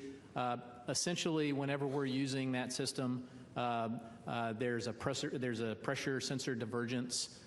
And we've seen that before, and so we knew exactly what those signatures were. So again, not an issue at all. Eric. Eric Berger, Ars Technica, and just congratulations. So far, it's been spectacular to behold all of this. I guess two questions for Howard. You know, first of all, quick question: were there any thruster issues during the ProxOps demo? Any sort of outages or concerns with that regard? Did everything perform nominally? And then does the performance in Victor's piloting during that exercise give you confidence in Orion's handling for the maneuvers contemplated in Artemis III with one or two of the HLS? Yeah, no issues with the thrusters. They perform nominally and the performance is excellent. Relative to future confidence, this gives us a lot of confidence in terms of close in. I've talked previously about being on the docking axis. It's very important for the crew because unlike Orbiter, where we were able to have situation awareness from the windows, when we approach closely, we are very dependent on the cameras and the LiDAR that will be on Artemis III and above for our relative navigation. And so this was a really good exercise of that. And of course, hearing the crew in a preliminary way through verbally, but we'll look at the data very closely and then get the post-flight report from them in detail. I think at first indication that the vehicle performed better than obviously they expected. And I think, for us, it was really good understanding of how the human-in-the-loop part worked. We know precisely what our capabilities are when we have automated capability, but having a crew in the loop and demonstrating their capabilities and being able to hold and be able to execute a translational and rotational maneuvers and being able to do that precisely is really outstanding. And I look forward to them coming back home, telling us all the nuances. I'll be sitting in hours with them and questioning them on how they felt about it and what the responses were based on the pulses they put in. But yes, it's very, very heartwarming to hear that from the crew, and of course, even better to get the technical data and play that forward. Go ahead. Mark Kirkman with NSF. This is probably for a combination of both Judd and Howard. Now that we're committed with TLI, during Translunar Coast, the attitude you're going to hold, what are the out-the-view windows for the crew? Are they going to be, what are they going to be able to see Earth with regard to Earth or the Moon? And also, prior to the flight, you were talking about, based on TLI, what they would get to see when they do the close observation. It was based on a sun angle of high, medium, or low. What did we end up getting based on the launch day and the TLI that we're in? And if you don't mind, just based on what he said, I'd like to follow up with Howard. It sounds like, based on what Ike said and you said, that the handling qualities, tight, deadbeat damping, that this is better than you predicted. Is that a true statement?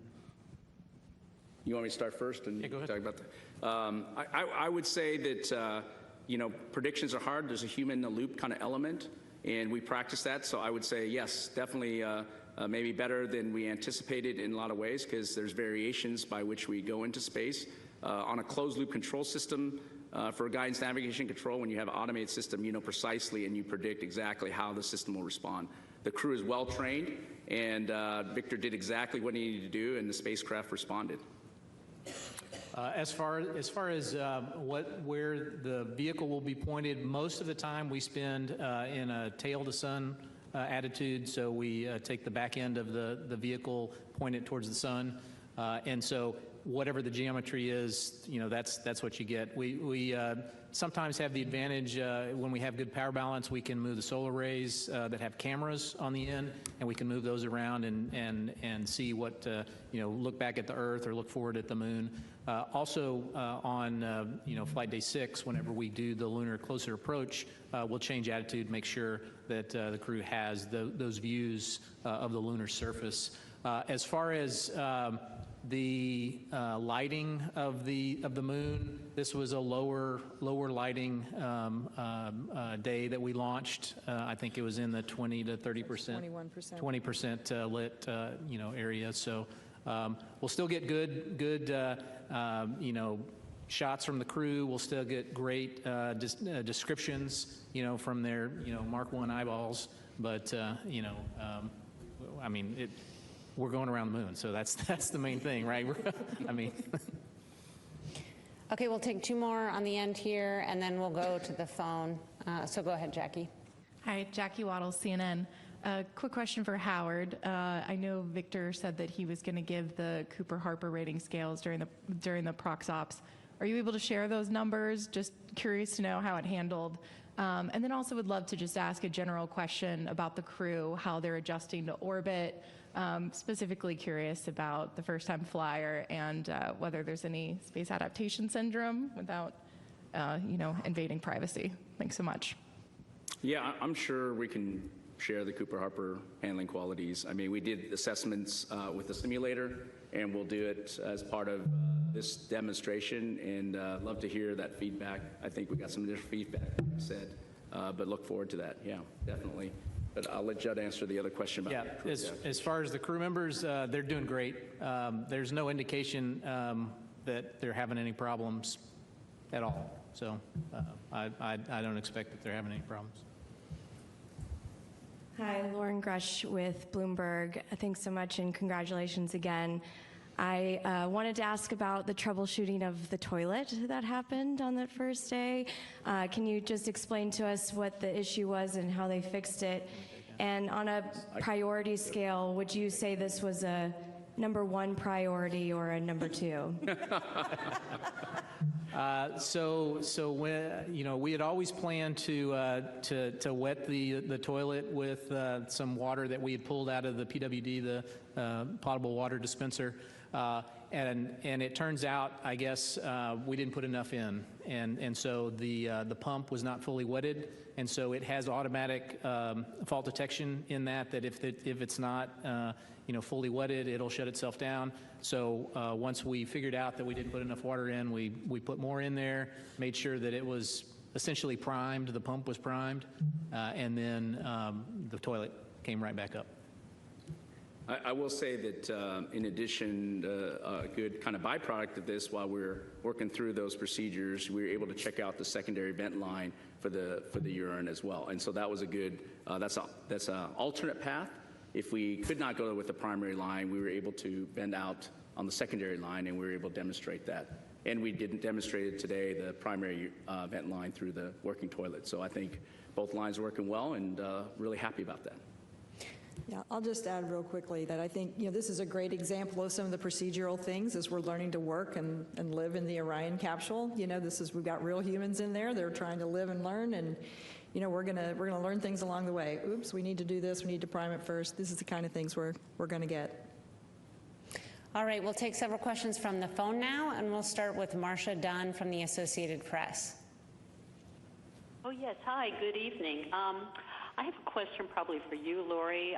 Could you just or anybody really, could you talk about the stress level in mission control prior to the TLI burn? I mean, were you really sweating it there? And now that that's done, do you have any new revised numbers for the lunar flyby distance? Do you still think the Orion's going to go 4,000 miles past the moon before turning around, maybe closer to 5,000? Any new lunar distance numbers from today? Thanks. Hey, Marcia, thanks for the questions. I'll let Jed speak to what the mood was like down in Mission Control. I was actually sitting up observing the room and listening in on the loops, and everything was seemed like it was going very smoothly. They always seem so calm and controlled down there in Mission Control. Up in the room where I was with several other folks, as soon as we counted down and we started that burn, we just sat in silence and watched the clock go and waited for that statement that said the burn was complete. And it was just wonderful to just sit there, watch, enjoy it, and say, we've done this. So it's a great accomplishment. We're really proud of all the teams that got us to this point. Let's see, the second question, about the distance. So the anticipated distance, I believe, was around 4,600 miles from the surface, is that right? And it's a good burn, so I'm anticipating we'll be pretty close to that, but I don't know that anyone's done the actual calculation yet. Yeah, assuming that we had a nominal burn, which we did, the max distance that our folks calculated was 219,639 nautical miles max distance from the Earth.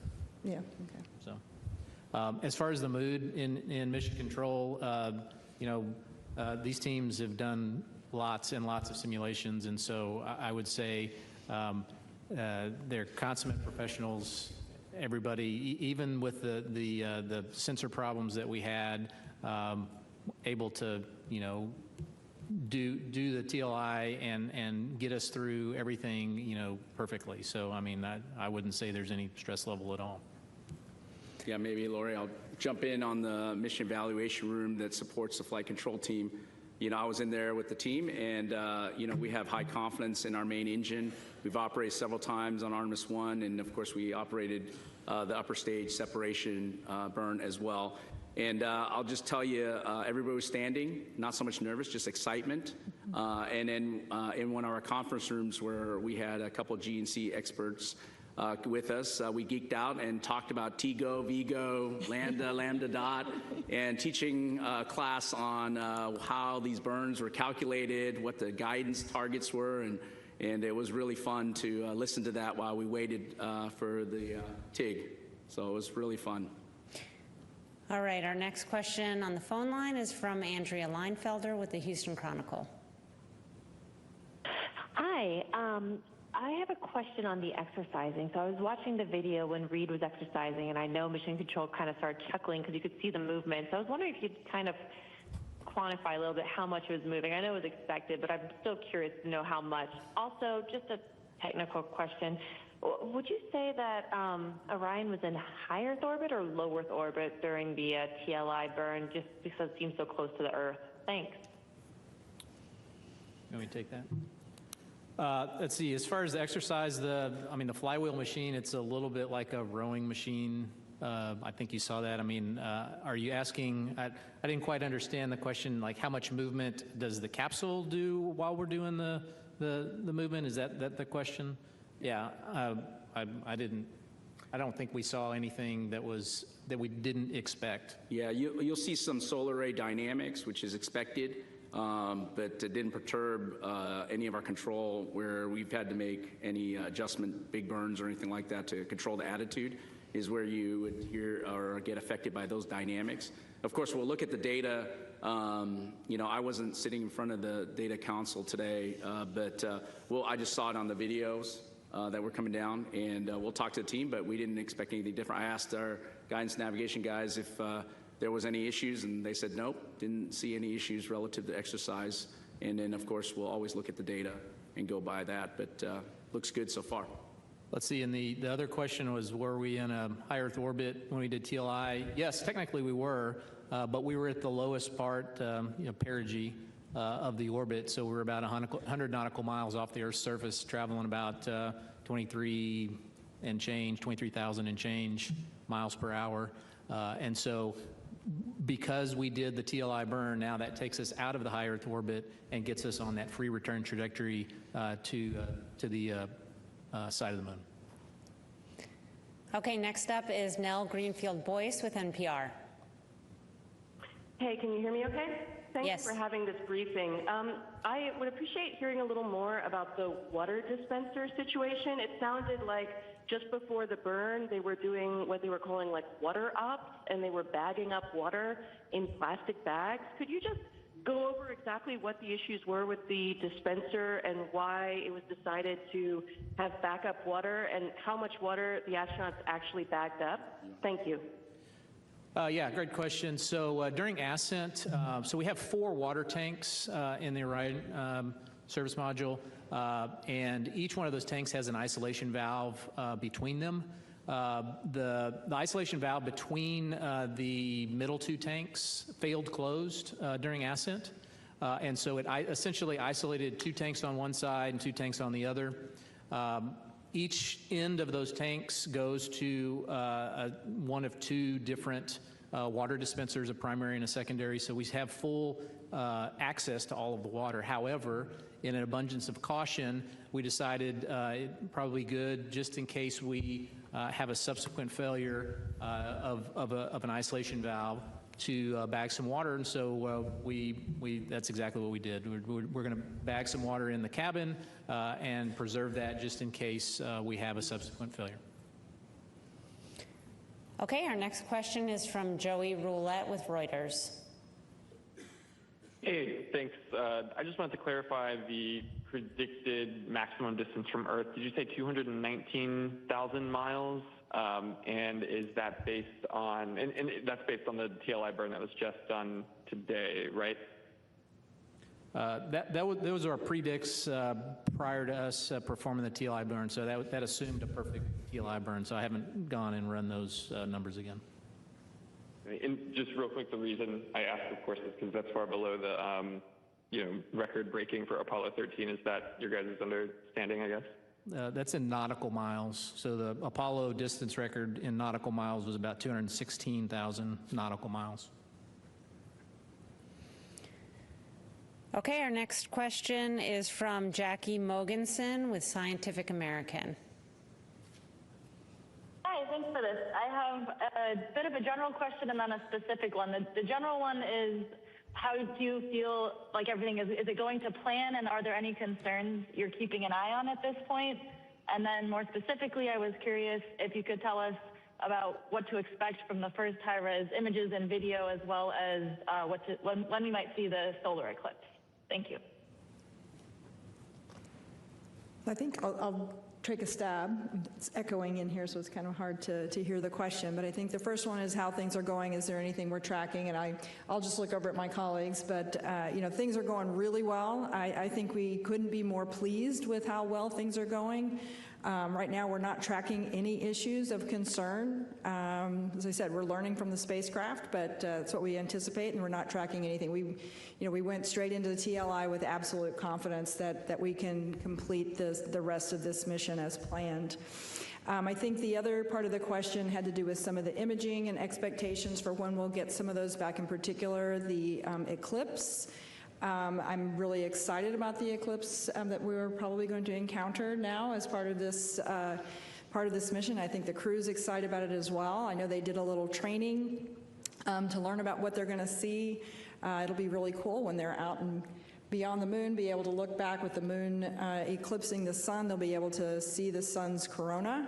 That's kind of a cool, exciting thing to do. So they've been trained on it, and they're looking forward to it. Okay. We'll come back here in the room for other questions. Let's start here in the second row. Hi, Michael Atkinson, Houston Public Media. There was a little bit of online chatter about the Outlook issues that were happening with Reed Wiseman. I was wondering if you could talk a little bit about what exactly was going on with that. Yeah, this is not uncommon. We have this on station all the time. Sometimes Outlook has issues getting configured, especially when you don't have a network that's directly connected. And so essentially we just had to reload his files on Outlook, to get it working. Okay, go ahead. Richard Tu with the Post newspaper. A question for Howard. You talked earlier about a ground issue related to the communications problem. Can you explain that a little bit more? Was it literally like a loose screw, or was it something underground cabling, maybe a resistance issue? Can you elaborate on that a little bit more? Thank you. Yeah, I can take that. So we have a processor at White Sands ground terminal. It's called a serial communication processor. In order to get return telemetry, it has to translate the radio messages to something that our front-end processors at MCC can understand. So that processor is supposed to be in a configuration for nominal S-band Orion telemetry. When we essentially found a bug that we didn't know was there before. So when we did our checkouts, part of our checkout is to put in a configuration for the emergency comm configuration. When we commanded it back to the nominal configuration, it showed that it had taken, but it did not actually. And so you basically had to go into low-level commanding to see what was the actual configuration and do that. So it's a software bug we now understand that we hadn't seen before, and so no issue with us going forward. Okay, we'll go right here. Hi, thanks for doing this. Beverly Casillas for Space Scout. So we talked a little bit about some of the communications anomalies and other kind of teething issues we saw on that first day of flight. And I was just curious, what would you say has been the biggest learning moment about the Orion spacecraft so far during the mission? And have there been any surprises? Thanks. Yeah, I think the biggest learning is always first-time systems. And I always go to life support. Being able to control humidity and scrubbing CO2, which performance is really great. In fact, we're maybe becoming, we need a little bit more humidity. I think it's doing too well sometimes. But I think those are things that are, like Lori said, we're learning, we're adjusting how to operate the spaceship with actual people on board and that are actually putting out CO2 and breathing in oxygen. So I think this is one of the things that we've learned in that 24 hours. We're learning a lot. The trending data, the sensors we have on board in terms of accuracy, being able to track that very closely is something that we're going to learn. No surprises. We expect good performance from our subsystems. So we're very happy about that. And again, we knew that we would learn a lot. And the other thing we would learn a lot is what you guys were all referring to relative to caution warnings. I think, we have thousands of caution warnings on board the spaceship. And it provides a lot of good information for the crew, but also we're learning about the boundaries of these caution warning parameters and whether they're really nuisances or whether they're real issues. And I think this is one of the things that we'll learn all the way along the mission as we utilize and learn more about the spacecraft and approach all these objectives we're trying to accomplish along the way. Okay, right here. Hi, T.G. Mascaro with the Epoch Times. Thank you all so much, and congratulations again. My question for Lori, in terms of a little clarification on the timeline.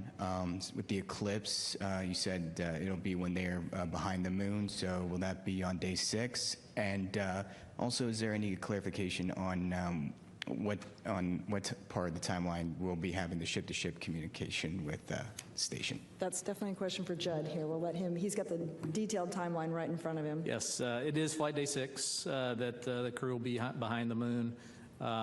Let's see, and your other question was? The ship-to-ship. Ship-to-ship comm. I think we were going to do that on flight day 8 or 9. I don't know where that ended up. 7, I believe. Yeah, maybe it's on 7.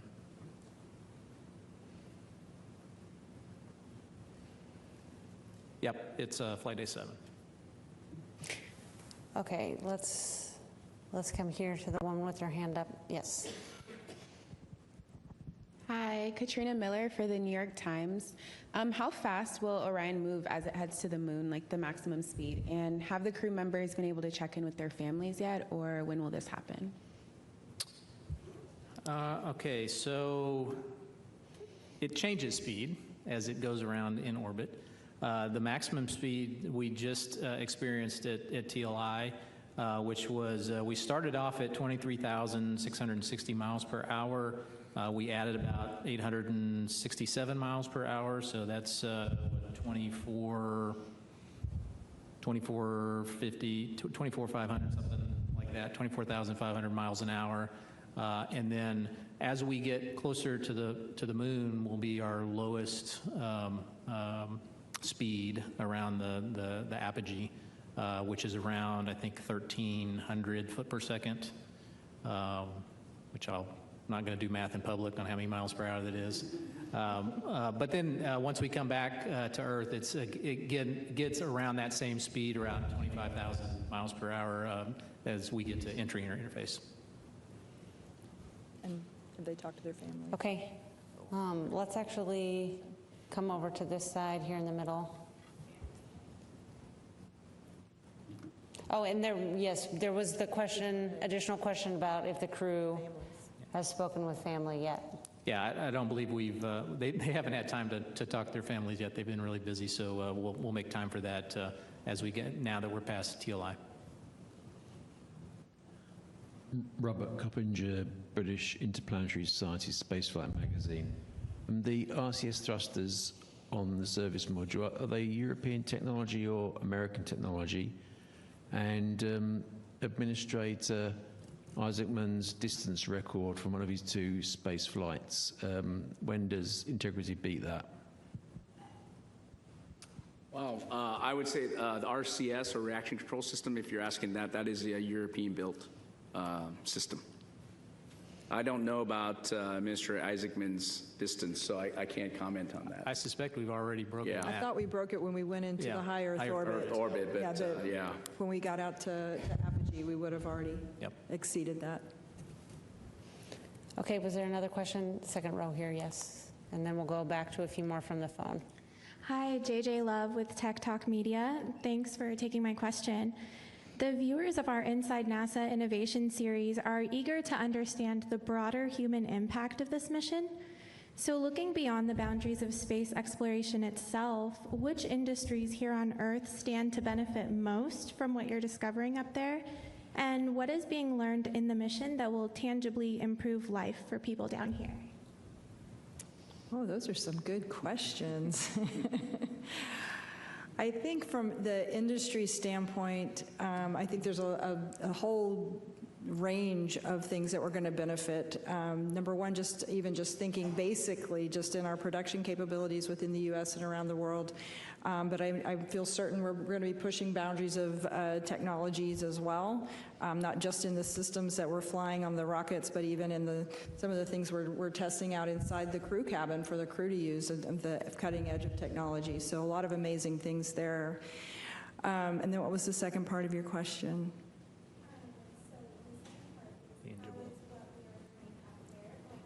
Oh, help life on Earth. It's always a wonderful question, and I really feel like the exploration that we do is just inspirational for everyone here on Earth, hopefully inspiring our young people around the world, the Artemis generation that's growing up now to want to grow and achieve and to learn and to start trying to think through where they're going to dedicate their talents as they get older and learn the different skills that we need to cut the edge of new technologies into the future. Okay, we'll go back to the phone for several questions. Our next one is from Robert Perlman with space.com. Hi. You know, the quote, "Your go for TLI," is one of those iconic quotes from the Apollo years that just has held the test of time. But Michael Collins was the astronaut who coined it, and he later said that maybe he should have picked out something more momentous. I'm wondering, you know, now having gone through a TLI, if you think that it speaks to, or not, does it hide how this burn is different from all other burns, that this is the one that you're committing to leave Earth's orbit and go to the moon, and there's no turning back. I know that you said that there wasn't extra stress, that you had practiced this over and over, but was there any moment that you actually, you know, gulped hard that, yeah, we're going to the moon?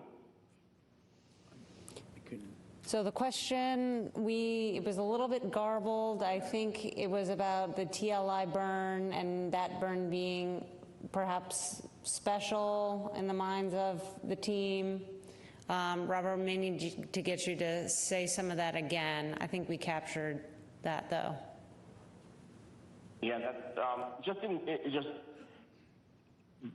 do you think the public, when they hear go for TLI, or when we speak about it normally during a press conference like this, does it really convey how the momentous moment that it actually captures? So I think what he's getting at here with the question, and help me if I get this incorrectly, but you know, as we're executing on that 5-minute burn, is there a point at which our teams, as we're executing, kind of absorb the impact of just how important this burn is, and how, you know, if we don't get it all the way through the burn, then what would happen? I don't know if you want to speak to how your teams execute within the mission control. They're very measured, they're very controlled, they execute, and they're ready to respond.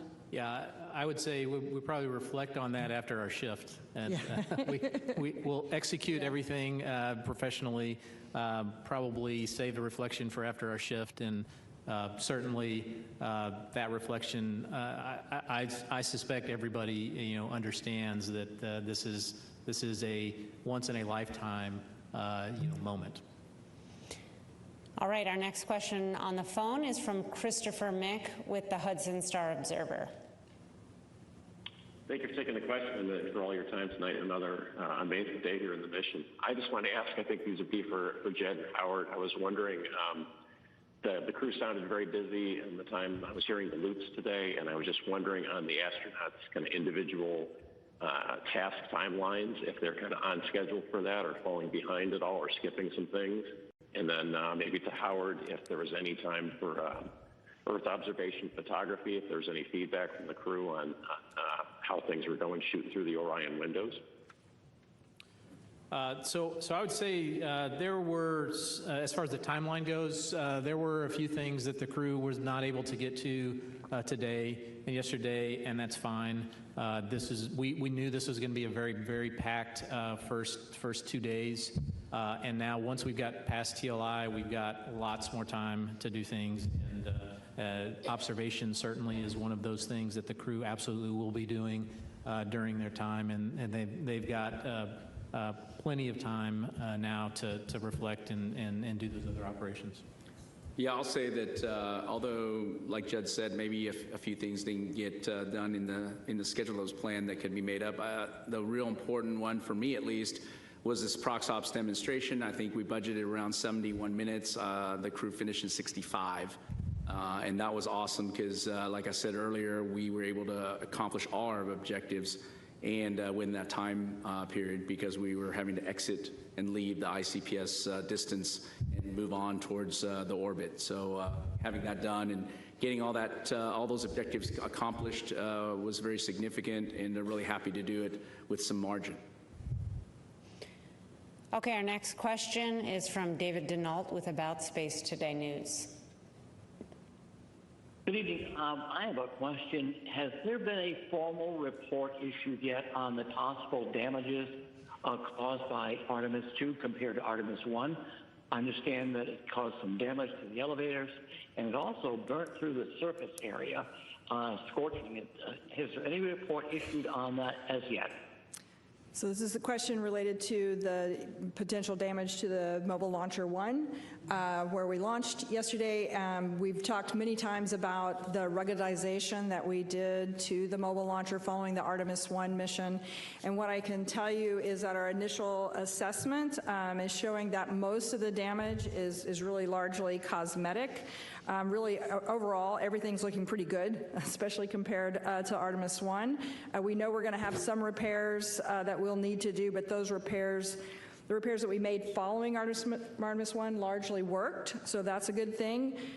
We are in the process of doing an in-depth assessment of what kind of damage was received there. We do know that there were some bolts, some latching bolts that perhaps didn't hold as anticipated, and there was some, I believe, some issues down in the firing well there. But we're still doing the assessment, so hold tight, and we'll get you some more details as we better understand exactly where that mobile launcher is right now. Okay, Philip. Hi, Philip Sloss. I guess a quick follow-up with Lori about the mobile launcher. After the first launch, there was a pneumatic leak.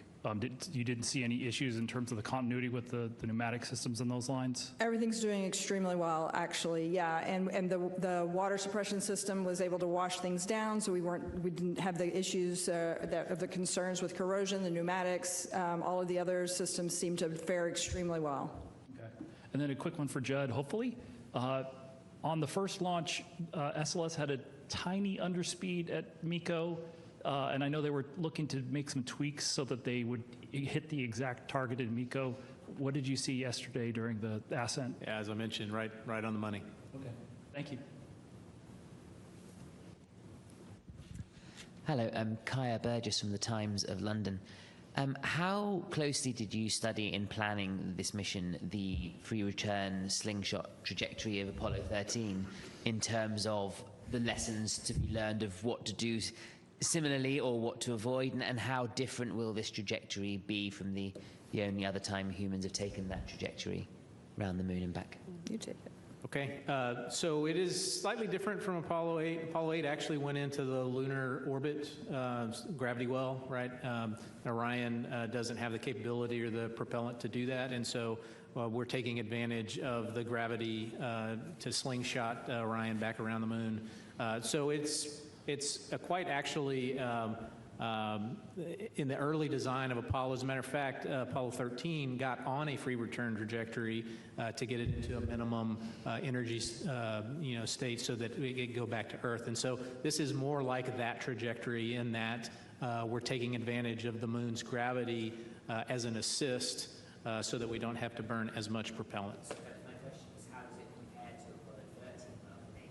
Oh, 13, not 8. Okay, yeah, it's similar. So we got on a free return trajectory on Apollo 13, very similar to the one that we are doing now. Okay, we'll take another question in the room over here. I'm just wondering, I work in television, and when they're going around the moon, what are the visuals going to be like? Because I know Apollo 11, when they were live, they're black and white.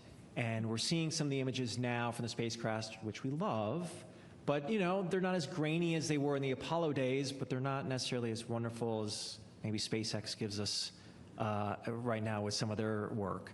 So what can we expect to see visually as they're going around the moon? What's it going to look like? So I'll say that we're much further away from the moon than we were on closest approach for, say, Artemis I or even, you know, Apollo 8, for instance. You know, 3,000 to 4,000 nautical miles away.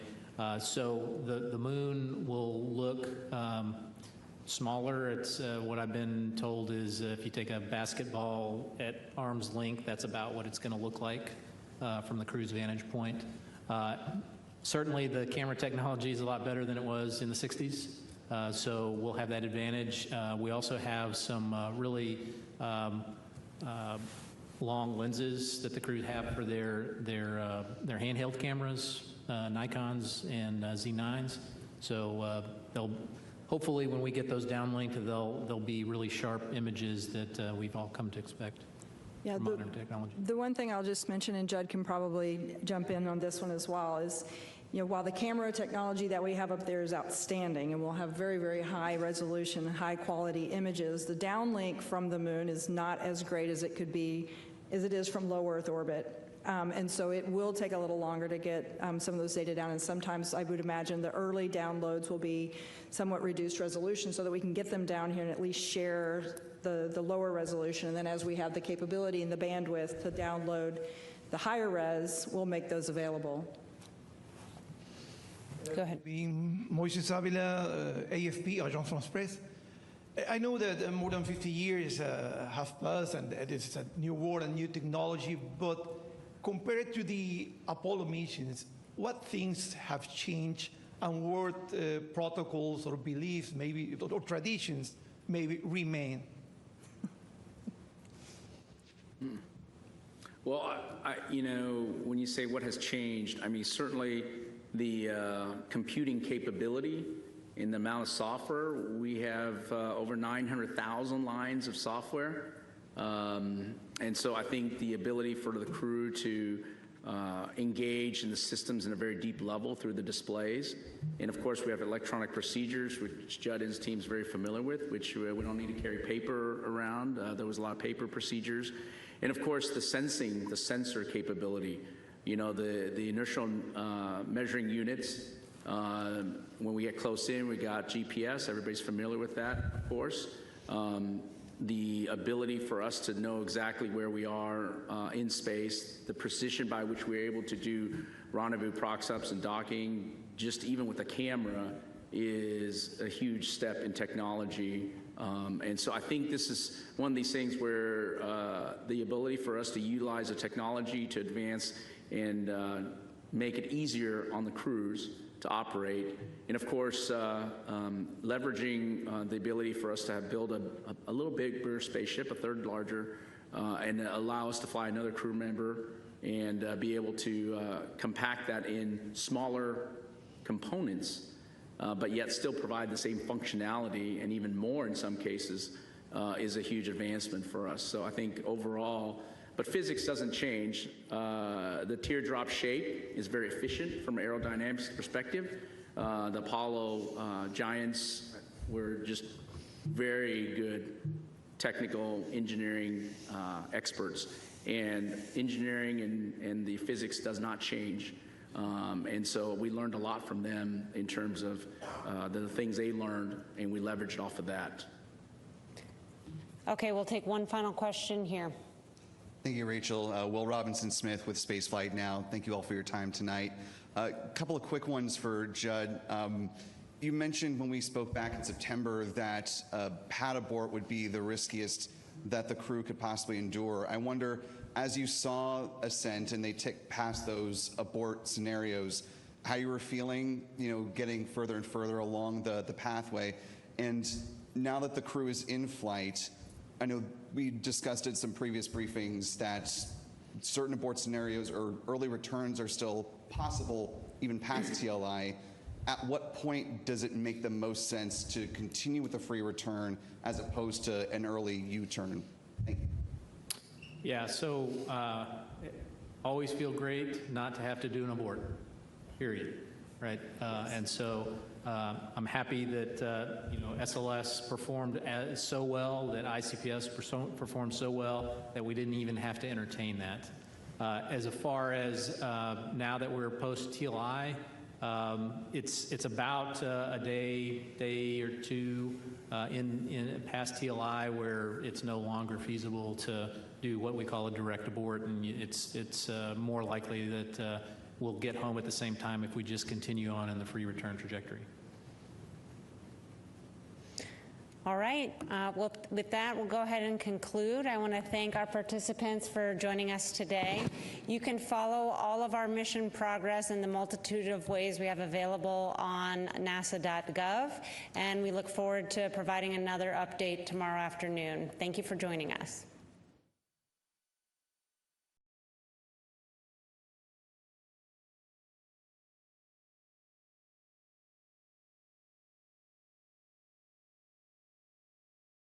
Welcome to the Artemis Flight Control Room here at Johnson Space Center in Houston, Texas. We are monitoring the flight of Artemis II and our 4 astronauts, Commander Reed Wiseman, pilot Victor Glover, and mission specialists Christina Cook and Jeremy Hansen on their flight around the moon, first humans to do so in over 50 years.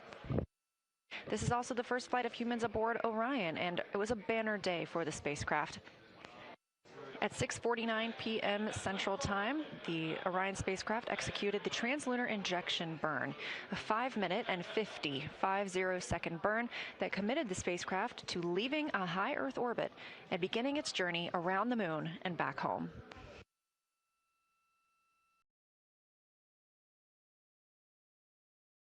This is a live view inside the Artemis Flight Control Room here, where the Orbit 2 team is now coming on console to take over from the Orbit 1 shift.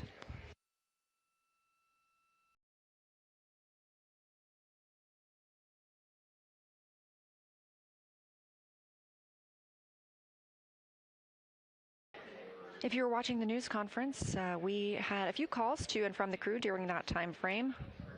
One of those was re-timelining some of the exercise for the crew later today.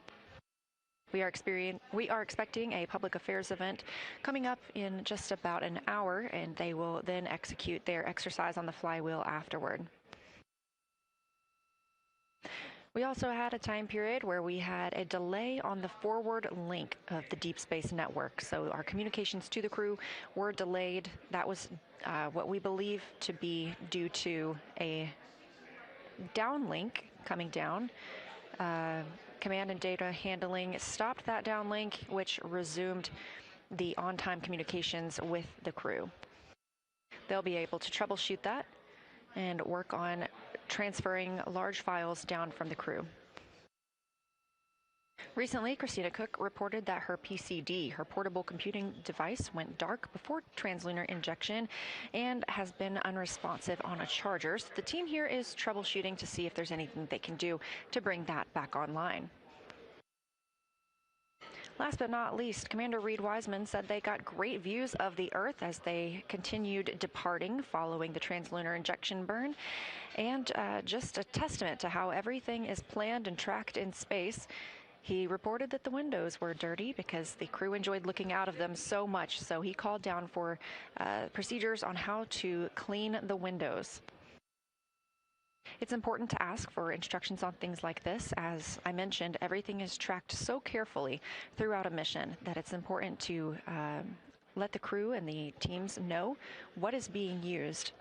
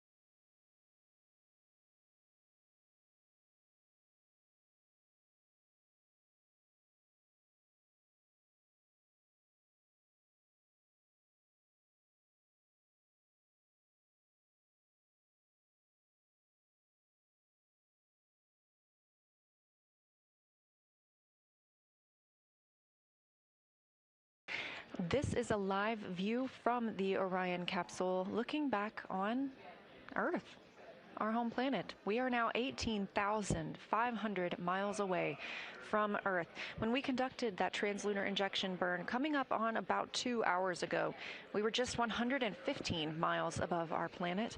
Obviously, that has increased exponentially as we are now on the journey to the moon and back home. Currently, Orion is 223,000 miles away from the moon.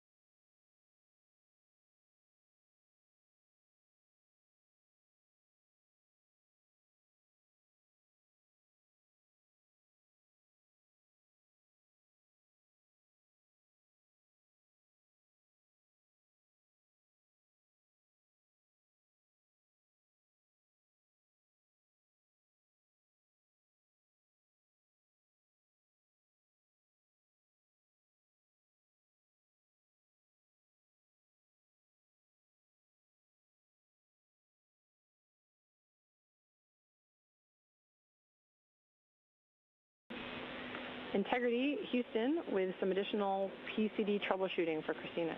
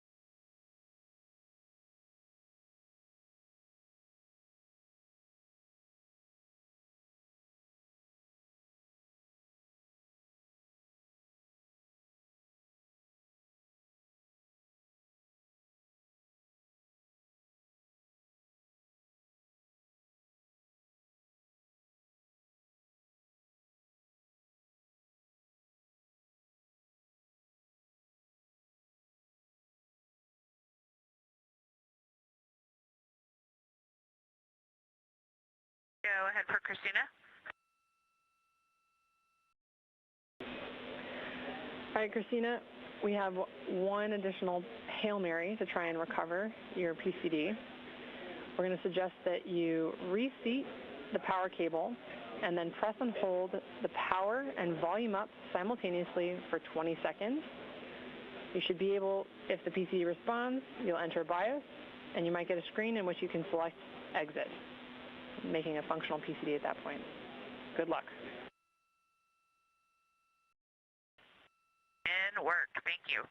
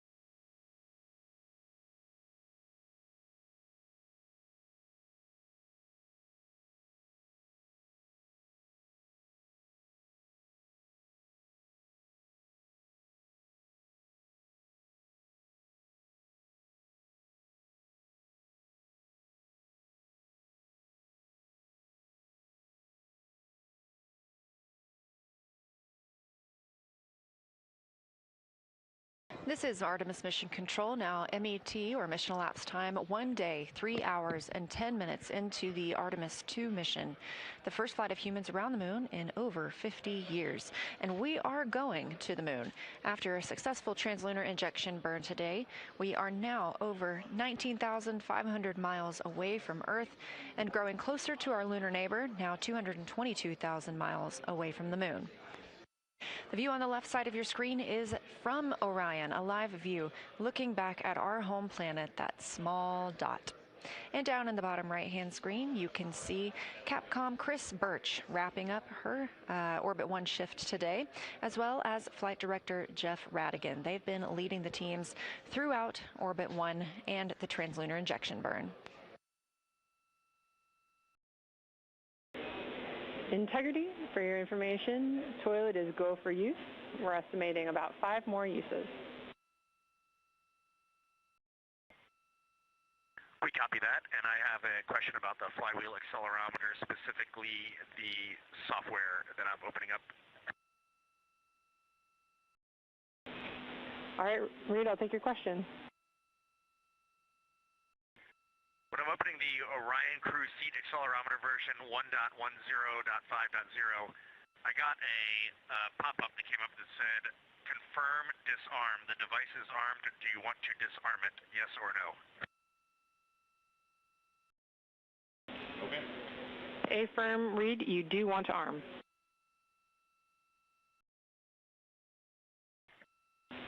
Excuse me, you do want to disarm. Do I want to disarm it? Yes or no?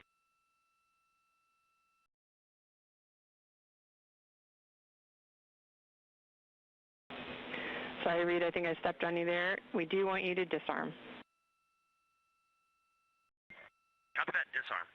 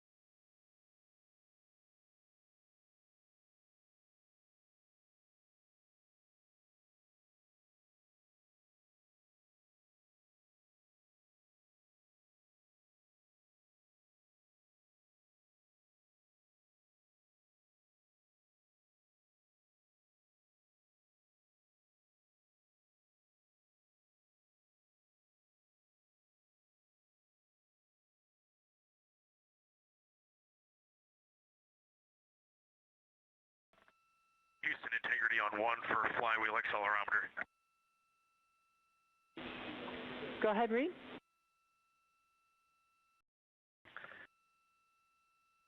It says to secure the 2 accelerometers, 1 to the flywheel, 1 to the hull, with the Velcro, but then also with Kapton tape, which is supposed to be with the accelerometers. I don't see any Kapton tape there, and my judgment is they are very well secured, so I'm not going to put Kapton tape over them. Let me know if you need me to change that. Reed, that sounds like great judgment to us. That's no problem.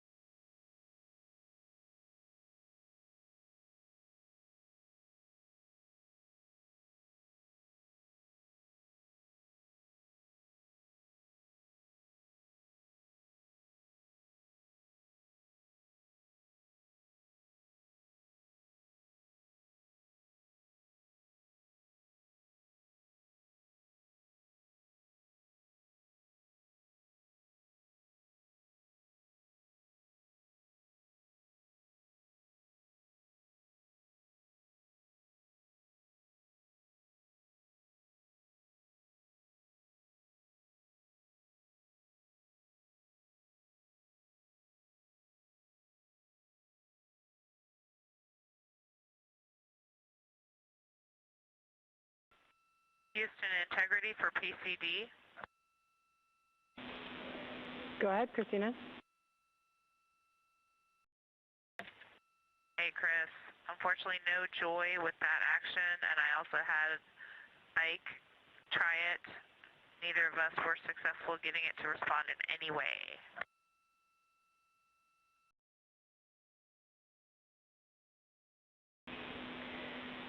All right. Unfortunately, Christina, that's all the troubleshooting I have for you for now. We'll do some more thinking and see what we can come up with, but thanks for trying it.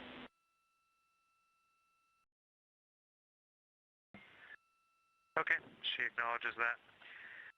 I've got a question for you on the dual camera bracket config for transit.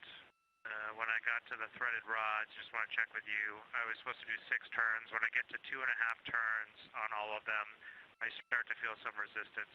I assume it's a helicoil, so do you want me to push through that resistance to 6 turns? And as long as it's a reasonable amount of resistance would be the caveat.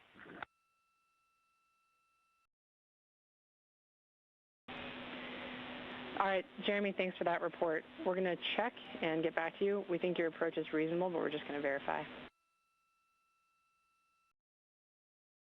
Okay, standing by.